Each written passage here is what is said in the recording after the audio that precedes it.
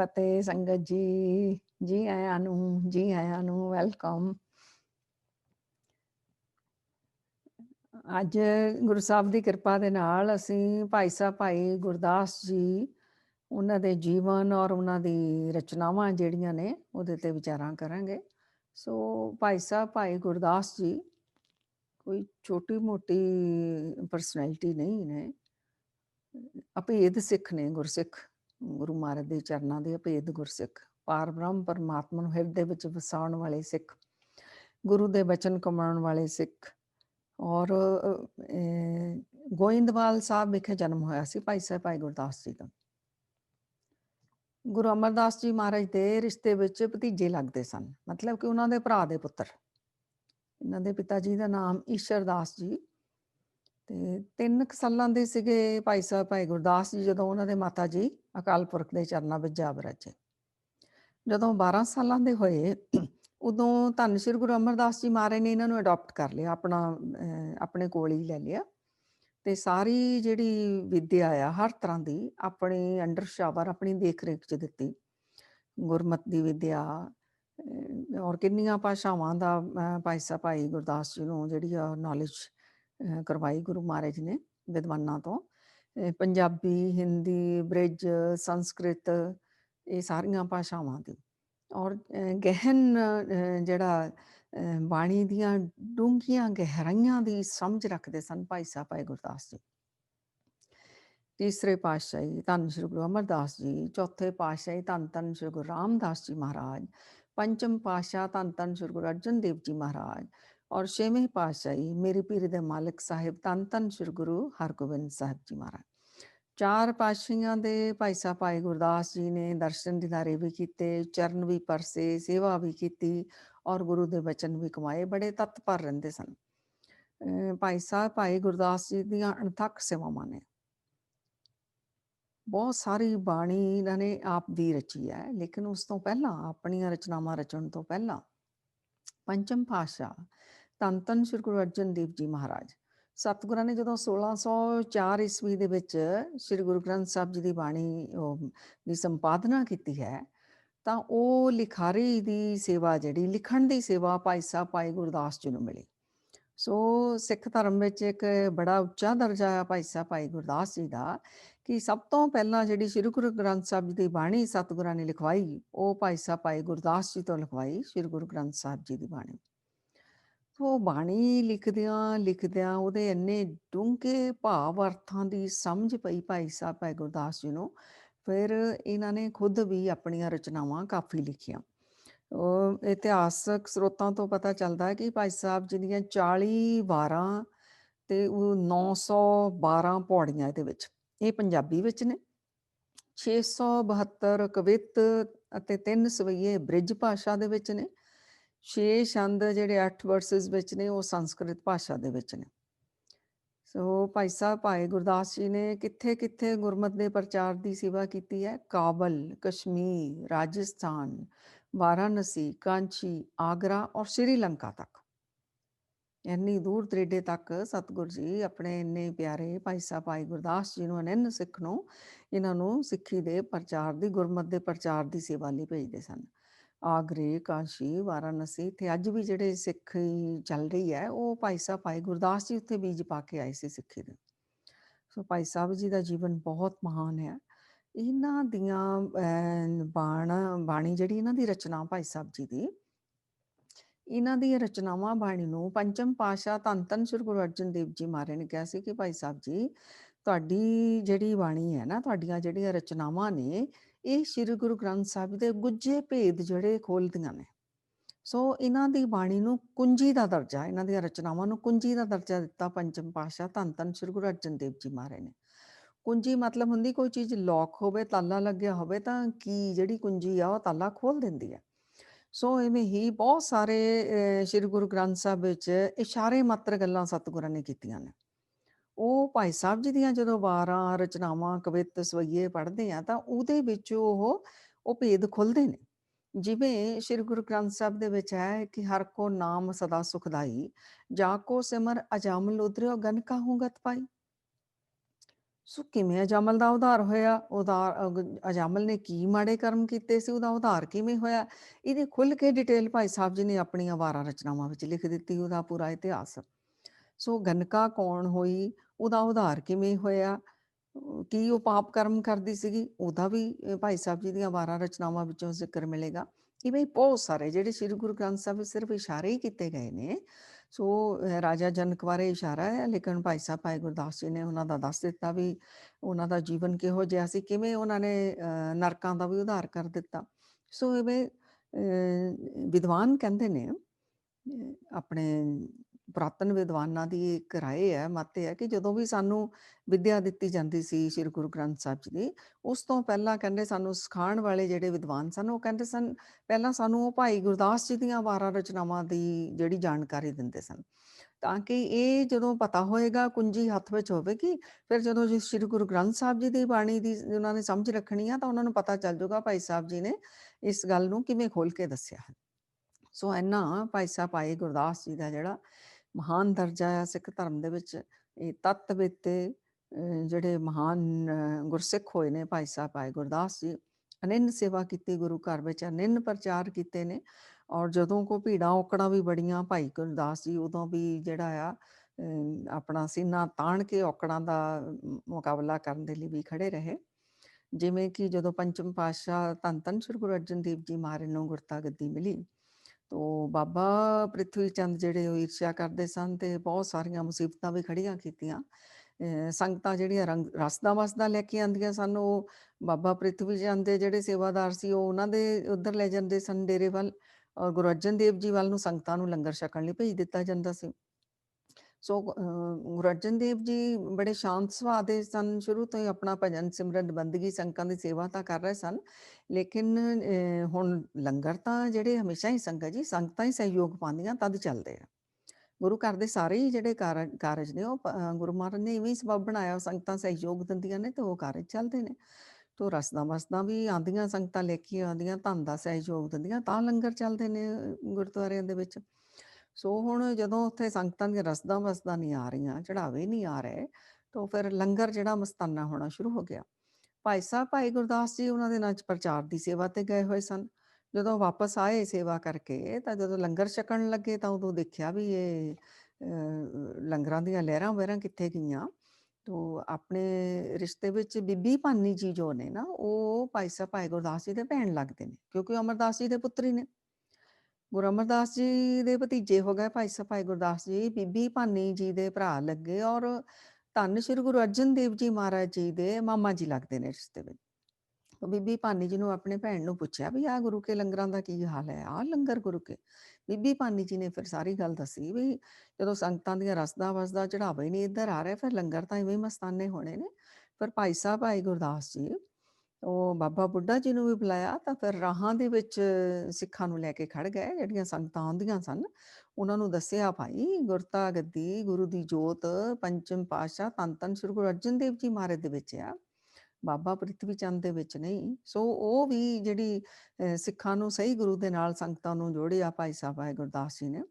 ਔਰ ਜਦੋਂ 6ਵੇਂ ਪਾਤਸ਼ਾਹੀ ਗਵਾਲੀਅਰ ਜਾਣ ਲੱਗੇ ਸੀਗੇ, ਉਦੋਂ ਮੀਰੀ ਪੀਰ ਦੇ ਮਾਲਕ ਸਾਹਿਬ ਧੰਨ ਧੰਨ ਸ਼੍ਰੀ ਗੁਰੂ ਹਰਗੋਬਿੰਦ ਸਾਹਿਬ ਜੀ ਨੇ, ਜਿਹੜਾ ਆਪਣੇ ਹੱਥੀਂ ਉਹਨਾਂ ਨੇ ਅਕਾਲ ਤਖ਼ਤ ਸਾਹਿਬ ਬਣਾਇਆ ਸੀ, ਔਰ ਅਕਾਲ ਤਖ਼ਤ ਸਾਹਿਬ ਵੀ ਜਦੋਂ ਬਣਾਇਆ ਗਿਆ, ਉੱਥੇ ਹੋਰ ਕਿਸੇ ਸਿੱਖ ਦਾ ਹੱਥ ਨਹੀਂ ਲਗਾਇਆ ਗਿਆ, ਸਿਰਫ 3 ਜਾਣੇ, ਇੱਕ 6ਵੇਂ ਪਾਤਸ਼ਾਹੀ ਖੁਦ ਆਪ, ਇੱਕ ਧੰਨ ਬਾਬਾ ਬੁੱਢਾ ਜੀ ਤੇ ਔਰ ਧੰਨ ਭਾਈ ਸ਼੍ਰੀ ਗੁਰੂ ਗੁਰਦਾਸ ਜੀ।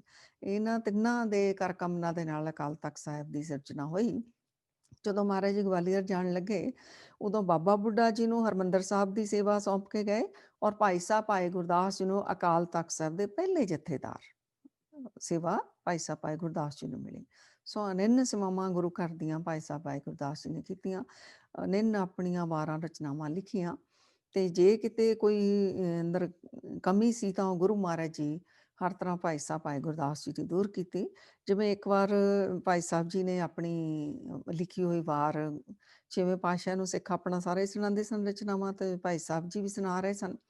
ਉੱਥੇ ਭਾਈ ਸਾਹਿਬ ਜੀ ਕਹਿੰਦੇ ਨੇ ਆਪਣੀ ਵਾਰ ਦੀ ਪੰਕਤੀ ਦੇ ਵਿੱਚ, ਜੇ ਗੁਰ ਸਾਂਗ ਵਰਤਦਾ ਸਿੱਖ ਸਿਦਕ ਨਾ ਹਾਰੇ। ਮਤਲਬ ਜੇ ਗੁਰੂ ਪਰਚਾ ਪਾ ਦੇਵੇ, ਸਿੱਖ ਤਕੜਾ ਹੋ ਕੇ ਉਹਦਾ ਜਵਾਬ ਦੇਵੇ, ਉਹਨੂੰ ਸਿਦਕ ਨਹੀਂ ਹਾਰਨਾ ਚਾਹੀਦਾ। ਤੁਹਾਨੂੰ ਗੁਰੂ ਮਹਾਰਾਜ ਜੀ ਘਟ ਕੇ ਅੰਤਰ ਕੀ ਜਾਣਤ ਭਲੇ ਬੁਰ ਕੀ ਪੀਰ ਪਛਾਨਤ। ਵੀ ਦੇਖਿਆ ਕਿਤੇ ਨਾ ਕਿਤੇ ਇਹਦੇ ਵਿੱਚ ਇਸ ਜਿਹੜੀ ਪੰਕਤੀ ਇਹਦੇ ਵਿੱਚ ਕਿਤੇ ਨਾ ਕਿਤੇ ਸੂਖਮ ਹਉਮੈ ਵੀ ਹੈ ਇੱਕ ਪਰਤ, ਉਹ ਵੀ ਦੂਰ ਕਰਨੀ। ਸਤਿਗੁਰ ਤਾਂ ਆਪਣੇ ਸਿੱਖਾਂ ਦੀਆਂ ਸਾਰੀਆਂ ਮੈਲਾਂ ਜਿਹੜੀਆਂ ਨੇ ਦੂਰ ਕਰਦੇ ਨੇ। ਤੇ ਗੁਰੂ ਮਹਾਰਾਜ ਨੇ ਫਿਰ ਪਰਚਾ ਪਾ ਦਿੱਤਾ। ਥੋੜੇ ਕੁ ਦਿਨਾਂ ਬਾਅਦ 6ਵੇਂ ਪਾਤਸ਼ਾਹੀ ਨੇ ਭਾਈ ਸਾਹਿਬ ਭਾਈ ਗੁਰਦਾਸ ਜੀ ਨੂੰ ਕਿਹਾ ਵੀ ਕਾਬਲ ਤੋਂ ਨਾ ਵਧੀਆ ਨਸਲ ਦੇ ਘੋੜੇ ਖਰੀਦ ਕੇ ਲੈ ਕੇ ਆਓ। ਸੋ ਆਪਣੇ ਹੱਥੀਂ ਗੁਰੂ ਮਹਾਰਾਜ ਜੀ ਨੇ ਜਿਹੜਾ ਧਨ ਪਦਾਰਥ ਦਿੱਤਾ ਵੀ ਇਹਦੇ ਲੈ ਕੇ ਜਾਓ, ਤੇ ਨਾਲ 4-5 ਸਿੱਖ ਵੀ ਭੇਜ ਦਿੱਤੇ। ਭਾਈ ਸਾਹਿਬ ਜੀ ਹਰ ਨਾਮ ਰਸੀਏ ਬਾਣੀ ਦੇ ਵਿੱਚ ਰਮੇ ਹੋਏ, ਨਾਮ ਜਪਦਿਆਂ ਗਏ ਸਿੱਖਾਂ ਦੇ ਨਾਲ। ਉੱਥੇ ਕਾਬਲ ਦੇ ਵਿੱਚ ਵਪਾਰੀਆਂ ਦੇ ਨਾਲ ਬਿਜ਼ਨਸ ਹੋਇਆ, ਡੀਲ ਹੋਈ ਸਾਰੀ। ਤੇ ਵਧੀਆ ਨਸਲ ਦੇ ਘੋੜੇ ਜਿਹੜੇ ਆ ਉਹ ਲਏ। ਤਾਂ ਹੁਣ ਜਿੰਨੇ ਉਹ ਦੇਣਾ ਸੀਗਾ ਧਨ ਪਦਾਰਥ, ਉਹ ਫਿਰ ਇੱਕ ਤੰਬੂ ਦੇ ਵਿੱਚ ਠਹਿਰੇ ਹੋਏ ਸੀ ਟੈਂਟ ਲਗਾ ਕੇ ਸਿੱਖਾਂ ਦੇ ਨਾਲ। ਉੱਥੇ ਅੰਦਰ ਉਹ ਚਾਂਦੀ ਦੀਆਂ ਮੋਹਰਾਂ ਰੱਖੀਆਂ ਹੋਈਆਂ ਸਨ। ਤੇ ਅੰਦਰੋਂ ਫਿਰ ਲੈਣ ਆ ਗਿਆ ਵੀ ਇਹਨਾਂ ਨੂੰ ਜਿਹੜਾ ਆ ਜੋ ਡੀਲ ਹੋਈ ਆ ਉਹਨਾਂ ਇਹਨਾਂ ਨੂੰ ਪੇਮੈਂਟ ਕਰ ਦਿੱਤੀ ਜਾਵੇ, ਔਰ ਘੋੜੇ ਖਰੀਦ ਕੇ ਫਿਰ ਸਤਿਗੁਰਾਂ ਦੇ ਕੋਲ ਆ ਜਾਈਏ। ਤੇ ਜਦੋਂ ਅੰਦਰ ਆਉਂਦੇ ਨੇ ਭਾਈ ਸਾਹਿਬ ਜੀ, ਉਹ ਖੋਲਦੇ ਨੇ ਬਾਕਸ ਜਾਂ ਸੰਦੂਕ ਕਹਿ ਲਓ, ਜਿਹਦੇ ਵਿੱਚ ਸੋਨੇ ਦੀਆਂ ਉਹ ਚਾਂਦੀ ਦੀਆਂ ਮੋਹਰਾਂ ਸੀਗੀਆਂ। ਜਦੋਂ ਖੋਲਦੇ ਨੇ ਕੀ ਦੇਖਦੇ ਨੇ, ਉਹ ਚਾਂਦੀ ਦੀਆਂ ਮੋਹਰਾਂ ਦੀ ਜਗ੍ਹਾ ਉੱਥੇ ਟਿਕਰੀਆਂ ਨੇ। ਤਾਂ ਬੜੀ ਹੈਰਾਨੀ ਹੋਈ ਵੀ ਇਹ ਕਿਵੇਂ ਹੋ ਗਿਆ। ਹੁਣ ਕਹਿੰਦੇ ਨੇ ਵੀ ਮੈਂ ਤਾਂ ਇੰਨੇ ਦਾਨੇ ਮੀਨੇ ਗੁਰੂ ਦੇ ਸਿੱਖ ਹਾਂ। ਬਾਹਰ ਉਹ ਜਿਹੜੇ ਆ ਵਪਾਰੀ ਉਹ ਪੈਸਾ ਲੈਣ ਨੂੰ ਖੜੇ ਨੇ, ਤੇ ਉਹਨਾਂ ਨੂੰ ਹੁਣ ਅਸੀਂ ਕੀ ਕਵਾਂਗੇ, ਸਾਡੇ ਕੋਲ ਹੈ ਨਹੀਂ। ਇਹ ਤਾਂ ਬੜੀ ਸ਼ਰਮ ਦੀ ਗੱਲ ਆ। ਤੇ ਭਾਈ ਸਾਹਿਬ ਜੀ ਅੰਦਰ ਇਕੱਲੇ ਆਏ ਸਨ, ਬਾਕੀ ਸਿੱਖ ਹਾਲੇ ਬਾਹਰ ਹੀ ਖੜੇ ਸਨ। ਹੁਣ ਭਾਈ ਸਾਹਿਬ ਜੀ ਨੂੰ ਸਮਝ ਨਹੀਂ ਆਉਂਦੀ ਮੈਂ ਕੀ ਕਰਾਂ, ਵੀ ਜਾ ਕੇ ਇਹ ਕਹਿਣਾ ਤਾਂ ਬੜੀ ਸ਼ਰਮ ਦੀ ਗੱਲ ਆ। ਤੇ ਭਾਈ ਸਾਹਿਬ ਜੀ ਫਿਰ ਕੀ ਕਰਦੇ ਨੇ, ਤੰਬੂ ਪਾੜ ਕੇ ਪਿਛਲੇ ਪਾਸਿਓਂ ਉੱਥੋਂ ਚਲੇ ਜਾਂਦੇ ਨੇ, ਔਰ ਸਤਿਗੁਰਾਂ ਕੋਲ ਵੀ ਨਹੀਂ ਜਾਂਦੇ, ਉੱਥੋਂ ਸਿੱਧਾ ਕਾਸ਼ੀ ਚਲੇ ਜਾਂਦੇ ਨੇ। ਜਦੋਂ ਬਾਹਰ ਦੇਖਦੇ ਨੇ ਵਪਾਰੀ ਵੀ ਅੰਦਰੋਂ ਸਿੱਖ ਪੈਸੇ ਲੈਣ ਗਏ ਸਨ, ਭਾਈ ਸਾਹਿਬ ਭਾਈ ਗੁਰਦਾਸ ਜੀ ਵਾਪਸ ਨਹੀਂ ਆਏ, ਔਰ ਹੋਰ ਗੁਰਸਿੱਖ ਵੀ ਦੇਖ ਰਹੇ ਨੇ। ਫਿਰ ਥੋੜ੍ਹੀ ਦੇਰ ਬਾਅਦ ਉਹ ਆਪ ਗਏ ਤੰਬੂ ਦੇ ਵਿੱਚ। ਉਹ ਗਏ ਭਾਈ ਸਾਹਿਬ ਜੀ ਤਾਂ ਉਹਨਾਂ ਨੂੰ ਮਿਲੇ ਨਹੀਂ, ਪਰ ਵਾਪਸ ਉੱਥੇ ਦੇਖਿਆ ਉਹ ਚਾਂਦੀ ਦੀਆਂ ਮੋਹਰਾਂ ਸਨ। ਉਹ ਵਪਾਰੀਆਂ ਨੂੰ ਦੇ ਕੇ ਫਿਰ ਭਾਈ ਸਾਹਿਬ ਨੂੰ ਸਾਰੀ ਜਗ੍ਹਾ ਉਹਨਾਂ ਨੇ ਬੜਾ ਲੱਭਿਆ, ਨਹੀਂ ਮਿਲੇ। ਵਾਪਸ ਉਹ ਘੋੜੇ ਲੈ ਕੇ ਗੁਰੂ ਸਾਹਿਬ ਜੀ ਦੇ ਪਾਸ ਗਏ, ਜਾ ਕੇ ਸਾਰੀ ਗੱਲ ਦੱਸੀ, ਮਹਾਰਾਜ ਜੀ ਵੀ ਭਾਈ ਸਾਹਿਬ ਜੀ ਅੰਦਰ ਮੋਹਰਾਂ ਲੈਣ ਗਏ ਸੀ, ਵਾਪਸ ਹੀ ਨਹੀਂ ਆਏ, ਤੰਬੂ ਪਾੜ ਕੇ ਉਹ ਪਤਾ ਨਹੀਂ ਫਿਰ ਕਿੱਧਰ ਨੂੰ ਚਲੇ ਗਏ। ਤਾਂ ਗੁਰੂ ਮਹਾਰਾਜ ਜੀ ਮੁਸਕਰਾਏ, ਸਤਿਗੁਰ ਸਭ ਜਾਣਦੇ ਸਨ। ਭਾਈ ਸਾਹਿਬ ਜੀ ਕਾਸ਼ੀ ਪਹੁੰਚ ਗਏ। ਉੱਥੇ ਹੁਣ ਹੈ ਤਾਂ ਗੁਰੂ ਨੂੰ ਪ੍ਰੇਮ ਕਰਨ ਵਾਲੇ, ਗੁਰੂ ਗੁਰੂ ਜਪਣ ਵਾਲੇ, ਨਾਮ ਬਾਣੀ ਦੇ ਰਸੀਏ ਨੇ, ਉੱਚਾ ਸੁੱਚਾ ਨੇਕ ਨਿਰਮਲ ਜੀਵਨ ਆ ਭਾਈ ਸਾਹਿਬ ਜੀ ਦਾ। ਤਾਂ ਉੱਥੇ ਜਾ ਕੇ ਜਿਹੜੀ ਗੁਰੂ ਦੀ ਬਾਣੀ ਦੀ ਚਰਚਾ ਕਰਦੇ ਨੇ ਜਾ ਕੇ, ਉਹ ਕਰਦਿਆਂ ਰਾਜੇ ਤੱਕ ਖਬਰ ਪਹੁੰਚ ਗਈ, ਕੋਈ ਬੜਾ ਹੀ ਕੋਈ ਨੇਕ ਕੋਈ ਗੁਰੂ ਕਾ ਸਿੱਖ ਆਇਆ ਵੀ ਬਾਣੀ ਦੀ ਕਥਾ ਕਰਨ ਵਾਲਾ। ਰਾਜੇ ਨੇ ਆਪਣੇ ਦਰਬਾਰ ਵਿੱਚ ਬੁਲਾ ਲਿਆ, ਉੱਥੇ ਰੋਜ਼ ਕਥਾ ਹੋਣ ਲੱਗ ਗਈ। ਸੋ ਇੰਨੇ ਪ੍ਰੇਮ ਭਾਵ ਦੇ ਨਾਲ ਭਿੱਜ ਕੇ ਕਥਾ ਕਰਦੇ ਨੇ ਭਾਈ ਸਾਹਿਬ ਭਾਈ ਗੁਰਦਾਸ ਜੀ ਗੁਰੂ ਦੀ ਬਾਣੀ ਦੀ। ਤੋ ਰਾਜਾ ਖੁਦ ਕਾਹਿਲ ਹੋ ਗਿਆ। ਰਾਜਾ ਉੱਚੇ ਸਿੰਘਾਸਨ ਤੇ ਭਾਈ ਸਾਹਿਬ ਜੀ ਨੂੰ ਬਿਠਾਉਣ ਲੱਗ ਗਿਆ। ਗੁਰੂ ਤਾਂ ਪਤਾ ਉਸਨੂੰ ਵੀ ਗੁਰੂ ਨਾਨਕ ਦੀ ਜੋਤ 6ਵੇਂ ਪਾਤਸ਼ਾਹ ਵਿੱਚ ਹੈ, ਗੁਰੂ ਤਾਂ ਉਹਨ, ਲੇਕਿਨ ਸਤਿਕਾਰ ਇੰਨਾ ਮਨ ਦੇ ਵਿੱਚ ਵੀ ਉੱਚੇ ਸਿੰਘਾਸਨ ਤੇ ਬਿਠਾਉਣ ਲੱਗ ਗਿਆ ਭਾਈ ਸਾਹਿਬ ਭਾਈ ਗੁਰਦਾਸ ਜੀ ਨੂੰ। ਰੋਜ਼ ਕਥਾ ਹੁੰਦੀ ਹੈ ਉੱਥੇ, ਖੋਲ ਦਿੱਤੇ ਗਏ ਭੰਡਾਰੇ, ਅਨਿੰਨ ਸੰਗਤਾਂ ਆ ਕੇ ਉਹ ਜਿਹੜੀਆਂ ਆ ਗੁਰਮਤ ਨੂੰ ਸੁਣਦੀਆਂ ਨੇ, ਔਰ ਬਹੁਤ ਉੱਥੇ ਸਿੱਖੀ ਲੋਕ ਕਮਾਉਣ ਲੱਗ ਗਏ। ਇੰਨਾ ਜ਼ਿਆਦਾ ਗੁਰੂ ਨਾਲ ਪ੍ਰੇਮ ਸਭ ਦੇ ਹਿਰਦੇ ਦੇ ਵਿੱਚ। ਤੇ ਕਥਾ ਵਿਚਾਰਾਂ ਚੱਲ ਰਹੀਆਂ ਨੇ, ਬੜਾ ਭਾਈ ਸਾਹਿਬ ਜੀ ਦਾ ਸਤਿਕਾਰ ਰਾਜਾ ਵੀ ਕਰਦਾ, ਉੱਥੇ ਦੀ ਸੰਗਤ ਵੀ ਕਰਦੀ ਹੈ। ਤੋ ਇੱਕ ਦਿਨ ਭਰੇ ਦਰਬਾਰ ਦੇ ਵਿੱਚ ਰਾਜੇ ਦੇ ਕੋਲ 6ਵੇਂ ਪਾਤਸ਼ਾਹ ਦਾ ਇੱਕ ਸਿੱਖ ਪਹੁੰਚਦਾ ਆ। ਤੇ ਉਹ ਸਿੱਖ ਜਾ ਕੇ ਰਾਜੇ ਨੂੰ ਸਤਿਗੁਰਾਂ ਦਾ ਸੁਨੇਹਾ ਦਿੰਦਾ ਆ। ਉਹ ਲਿਖਤ ਦੇ ਵਿੱਚ ਆਉਂਦਾ ਆ, ਰਾਜੇ ਨੇ ਕਿਹਾ ਪੜ੍ਹ ਕੇ ਸੁਣਾਇਆ ਜਾਵੇ। ਰਾਜੇ ਦਾ ਵਜ਼ੀਰ ਪੜ੍ਹ ਕੇ ਸੁਣਾਉਂਦਾ। ਉਸ ਸੁਨੇਹੇ ਵਿੱਚ, ਉਸ ਲਿਖਤ ਵਿੱਚ ਸਤਿਗੁਰਾਂ ਵੱਲੋਂ ਇਹ ਲਿਖਿਆ ਗਿਆ ਕਿ ਤੁਹਾਡੇ ਰਾਜ ਵਿੱਚ ਭਾਈ ਗੁਰਦਾਸ ਨਾਂ ਦਾ ਚੋਰ ਆ ਇੱਥੇ, ਉਹਨੂੰ ਮਸ਼ਕਾਂ ਬੰਨ੍ਹ ਕੇ ਗੁਰੂ ਦਰਬਾਰ ਵਿੱਚ ਜਿਹੜਾ ਉਹ ਪੇਸ਼ ਕੀਤਾ ਜਾਵੇ। ਸੋ ਸਾਰੇ ਦੇਖਿਆ ਜਾਂਦਾ ਵੀ ਕੌਣ ਆ, ਪਤਾ ਡੰਡੋਰੀ ਪਿੱਟੀ ਜਾਂਦੀ ਹੈ, ਸਾਰੇ ਰਾਜ ਵਿੱਚ ਪਤਾ ਕੀਤਾ ਜਾਂਦਾ ਵੀ ਕਿਹੜਾ ਚੋਰ ਆ ਗੁਰਦਾਸ, ਜਿਹੜਾ ਗੁਰੂ ਘਰ ਤੋਂ ਉੱਥੋਂ ਚੋਰੀ ਕਰਕੇ ਆਇਆ, ਵੀ ਕੌਣ ਚੋਰ ਆ। ਸਾਰੇ ਤਲਾਸ਼ੀ ਹੁੰਦੀ, ਸਭ ਕੋਈ ਵੀ ਨਿਕਲਿਆ ਨਹੀਂ। ਉਹ ਰਾਜਾ ਕਹਿੰਦਾ ਵੀ ਗੁਰਦਾਸ ਨਾਮ ਦਾ ਤਾਂ ਕੋਈ ਚੋਰ ਨਹੀਂ ਆ।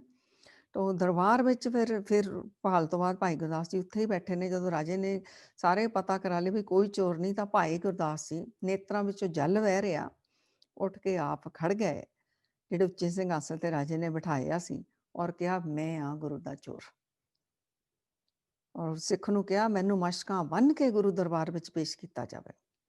ਰਾਜਾ ਹੈਰਾਨ, ਉੱਥੇ ਦੀ ਪ੍ਰਜਾ ਸੰਗਤ ਹੈਰਾਨ, ਉਹ ਤਾਂ ਇੰਨਾ ਸਤਿਕਾਰ ਕਰਦੇ ਸਨ। ਉਹ ਕਹਿੰਦੇ ਤੁਸੀਂ ਚੋਰ ਹੋ ਹੀ ਨਹੀਂ ਸਕਦੇ, ਹੈਂ ਤੁਸੀਂ ਤਾਂ ਜਿਹੜੇ ਇੱਥੇ ਚੋਰ ਚੋਰੀਆਂ ਕਰਦੇ ਸਨ ਉਹਨਾਂ ਦੀਆਂ ਚੋਰੀਆਂ ਛੁਡਾ ਦਿੱਤੀਆਂ, ਨੇਕ ਜੀਵਨ ਨਿਰਮਲ ਜੀਵਨ ਸਾਡਾ ਕਰ ਦਿੱਤਾ, ਗੁਰੂ ਦੇ ਨਾਲ ਪ੍ਰੇਮ ਸਾਡਾ ਪਾ ਕੇ ਰੱਖ ਦਿੱਤਾ, ਸਾਡੇ ਅੰਦਰ ਜਿਹੜਾ ਹੈ ਇੱਕ ਨਾਮ ਦੀ ਗੁਰੂ ਤੋਂ ਨਾਮ ਲੈਣ ਦੀ ਅੰਦਰ ਇੱਕ ਲਾਲਸਾ ਜਗਾ ਕੇ ਰੱਖ ਦਿੱਤੀ, ਤੁਸੀਂ ਕਿਵੇਂ ਚੋਰ ਹੋ ਸਕਦੇ ਹੋ। ਭਾਈ ਗੁਰਦਾਸ ਜੀ ਫਿਰ ਸਾਰੀ ਗੱਲ ਦੱਸਦੇ ਨੇ ਰਾਜ ਦਰਬਾਰ ਵਿੱਚ, ਇਵੇਂ ਇਵੇਂ ਸੋ ਜਿਹੜਾ ਮੈਂ ਉੱਥੋਂ ਭੱਜ ਕੇ ਆ ਗਿਆ ਸੀ, ਮੈਂ ਗੁਰੂ ਦਾ ਚੋਰ ਆ। ਕਹਿੰਦੇ ਮਸ਼ਕਾਂ ਬੰਨ੍ਹ ਕੇ ਮੈਨੂੰ ਲਿਜਾਇਆ ਜਾਵੇ। ਤਾਂ ਗੁਰੂ ਦਰਬਾਰ ਵਿੱਚ ਭਾਈ ਗੁਰਦਾਸ ਨੂੰ ਜਿਹੜਾ ਉੱਥੇ ਲਿਜਾਇਆ ਜਾਂਦਾ ਹੈ, ਭਾਈ ਗੁਰਦਾਸ ਜੀ ਜਾਂਦੇ ਨੇ ਤਾਂ ਗੁਰੂ ਮਹਾਰਾਜ ਜੀ ਮੁਸਕਰਾ ਰਹੇ ਨੇ ਭਾਈ ਗੁਰਦਾਸ ਜੀ ਵੱਲ ਦੇਖ ਕੇ।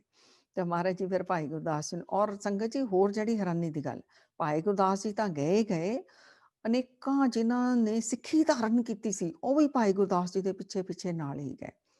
ਤਾਂ 700 ਸਿੱਖ ਭਾਈ ਗੁਰਦਾਸ ਜੀ ਦੇ ਨਾਲ ਗੁਰੂ ਦਰਬਾਰ ਵਿੱਚ ਪਹੁੰਚੇ, ਜਿਹੜੇ ਅਭਿਲਾਸੀ ਸਨ ਕਿ ਗੁਰੂ ਦੀ ਅਸੀਂ ਚਰਨ ਪੌਲ ਵੀ ਲੈਣੀ, ਗੁਰੂ ਕੋਲੋਂ ਨਾਮ ਵੀ ਲੈਣਾ।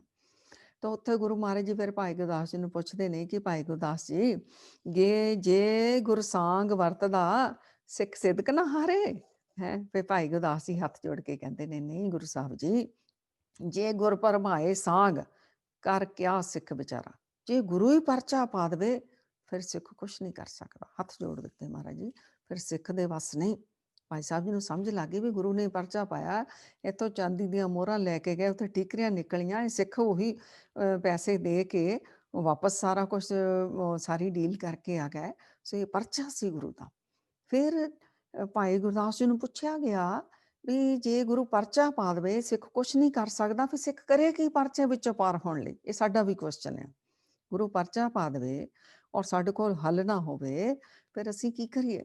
ਭਾਈ ਗੁਰਦਾਸ ਜੀ ਕਹਿੰਦੇ ਇੱਕੋ ਹੀ ਹੱਲ ਆ ਸਾਰੀ ਦੁਨੀਆ ਵਿੱਚ, ਜਦੋਂ ਗੁਰੂ ਪਰਚਾ ਪਾ ਦੇਵੇ ਨਾ, ਇੱਕੋ ਹੱਲ ਆ, ਫਿਰ ਸਿੱਖ ਜਿਹੜਾ ਨਿਮਾਣਾ ਹੋ ਕੇ ਢਹਿ ਪਵੇ ਗੁਰੂ ਦੇ ਚਰਨਾਂ ਵਿੱਚ, ਬੇਨਤੀਆਂ ਜੋਦਨੀਆਂ ਕਰੇ, ਗੁਰੂ ਸਾਹਿਬ ਜੀ ਇਸ ਪਰਚੇ ਵਿੱਚੋਂ ਤੁਸੀਂ ਉਹ ਸਾਨੂੰ ਕੱਢ ਸਕਦੇ ਹੈ ਨਾ। ਹਮ ਸਰ ਦੀਨ ਦਿਆਲ ਨਾ ਤੁਮ ਸਰ, ਅਬ ਪਤਿਆਰ ਕਿਆ ਕੀਜੇ। ਹੁਣ ਕਿਹੜਾ ਪਰਚਾ ਹੈ, ਤੇ ਗੁਰੂ ਸਾਹਿਬ ਜੀ ਤੁਸੀਂ ਸਾਨੂੰ ਪਰਚੇ ਵਿੱਚੋਂ ਕੱਢ ਸਕਦੇ ਹੋ।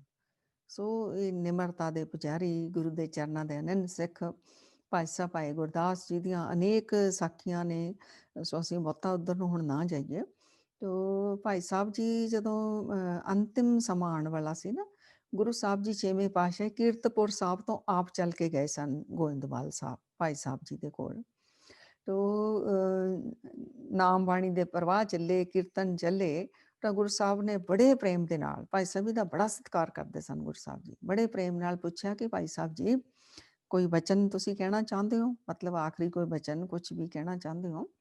ਭਾਈ ਸਾਹਿਬ ਜੀ ਹੱਥ ਜੋੜ ਕੇ ਕਹਿੰਦੇ ਨੇ, ਸੱਚੇ ਪਾਤਸ਼ਾਹ ਜੀ, ਤੀਸਰੇ ਪਾਤਸ਼ਾਹ ਤੋਂ ਲੈ ਕੇ ਆਪ ਜੀ ਦੇ ਚਰਨਾਂ ਤੱਕ ਤੁਸੀਂ ਬੜੇ ਪ੍ਰੇਮ ਨਾਲ ਆਪਣੇ ਚਰਨਾਂ ਦੇ ਨਾਲ ਸਾਨੂੰ ਲਾ ਕੇ ਰੱਖਿਆ ਹੈ ਨਾ।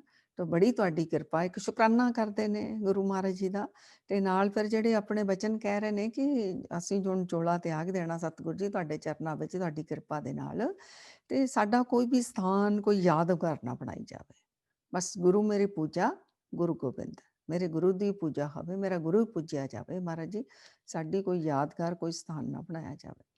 ਤਾਂ ਗੁਰੂ ਸਾਹਿਬ ਜੀ ਕਹਿੰਦੇ ਤੁਹਾਡੇ ਬਚਨ ਸਿਰ ਮੱਥੇ ਤੇ, ਪਰ ਨਾਲ 6ਵੇਂ ਪਾਤਸ਼ਾਹ ਨੇ ਕਿਹਾ ਕਿ ਭਾਈ ਸਾਹਿਬ ਜੀ ਤੁਸੀਂ ਜਿਹੜੀ ਸੇਵਾ ਕੀਤੀ ਹੈ ਨਾ, ਸਭ ਤੋਂ ਪਹਿਲੀ ਸੇਵਾ ਤੁਹਾਡੇ ਕੋਲੋਂ ਪੰਚਮ ਪਾਤਸ਼ਾਹ ਧੰਨ ਧੰਨ ਸ੍ਰੀ ਗੁਰੂ ਅਰਜਨ ਦੇਵ ਜੀ ਮਹਾਰਾਜ ਜੀ ਨੇ ਜਿਹੜੀ ਆ ਗੁਰਬਾਣੀ ਲਿਖਵਾ ਕੇ ਤੁਹਾਡੇ ਕੋਲ ਐਡੀ ਵੱਡੀ ਮਹਾਪਰਉਪਕਾਰ ਵਾਲੀ ਇਹ ਸੇਵਾ ਤੁਹਾਡੇ ਕੋਲ ਲਈ। ਫਿਰ ਅਕਾਲ ਤਖਤ ਸਾਹਿਬ ਦੀ ਸਿਰਜਣਾ ਵਿੱਚ ਤੁਹਾਡੀ ਇੰਨੀ ਸੇਵਾ, ਸਿੱਖੀ ਦੇ ਪ੍ਰਚਾਰ ਵਿੱਚ ਤੁਹਾਡੀ ਇੰਨੀ ਸੇਵਾ, ਤੁਸੀਂ ਇੰਨੀਆਂ ਰਚਨਾਵਾਂ ਆਪਣੀਆਂ ਉਹ ਸਾਰੀਆਂ ਜਿਹੜੀਆਂ ਲਿਖੀਆਂ, ਜਿਹੜੇ ਗੁਰਬਾਣੀ ਦੇ ਗੁੱਝੇ ਭੇਦ ਖੋਲ੍ਹਦੀਆਂ ਨੇ।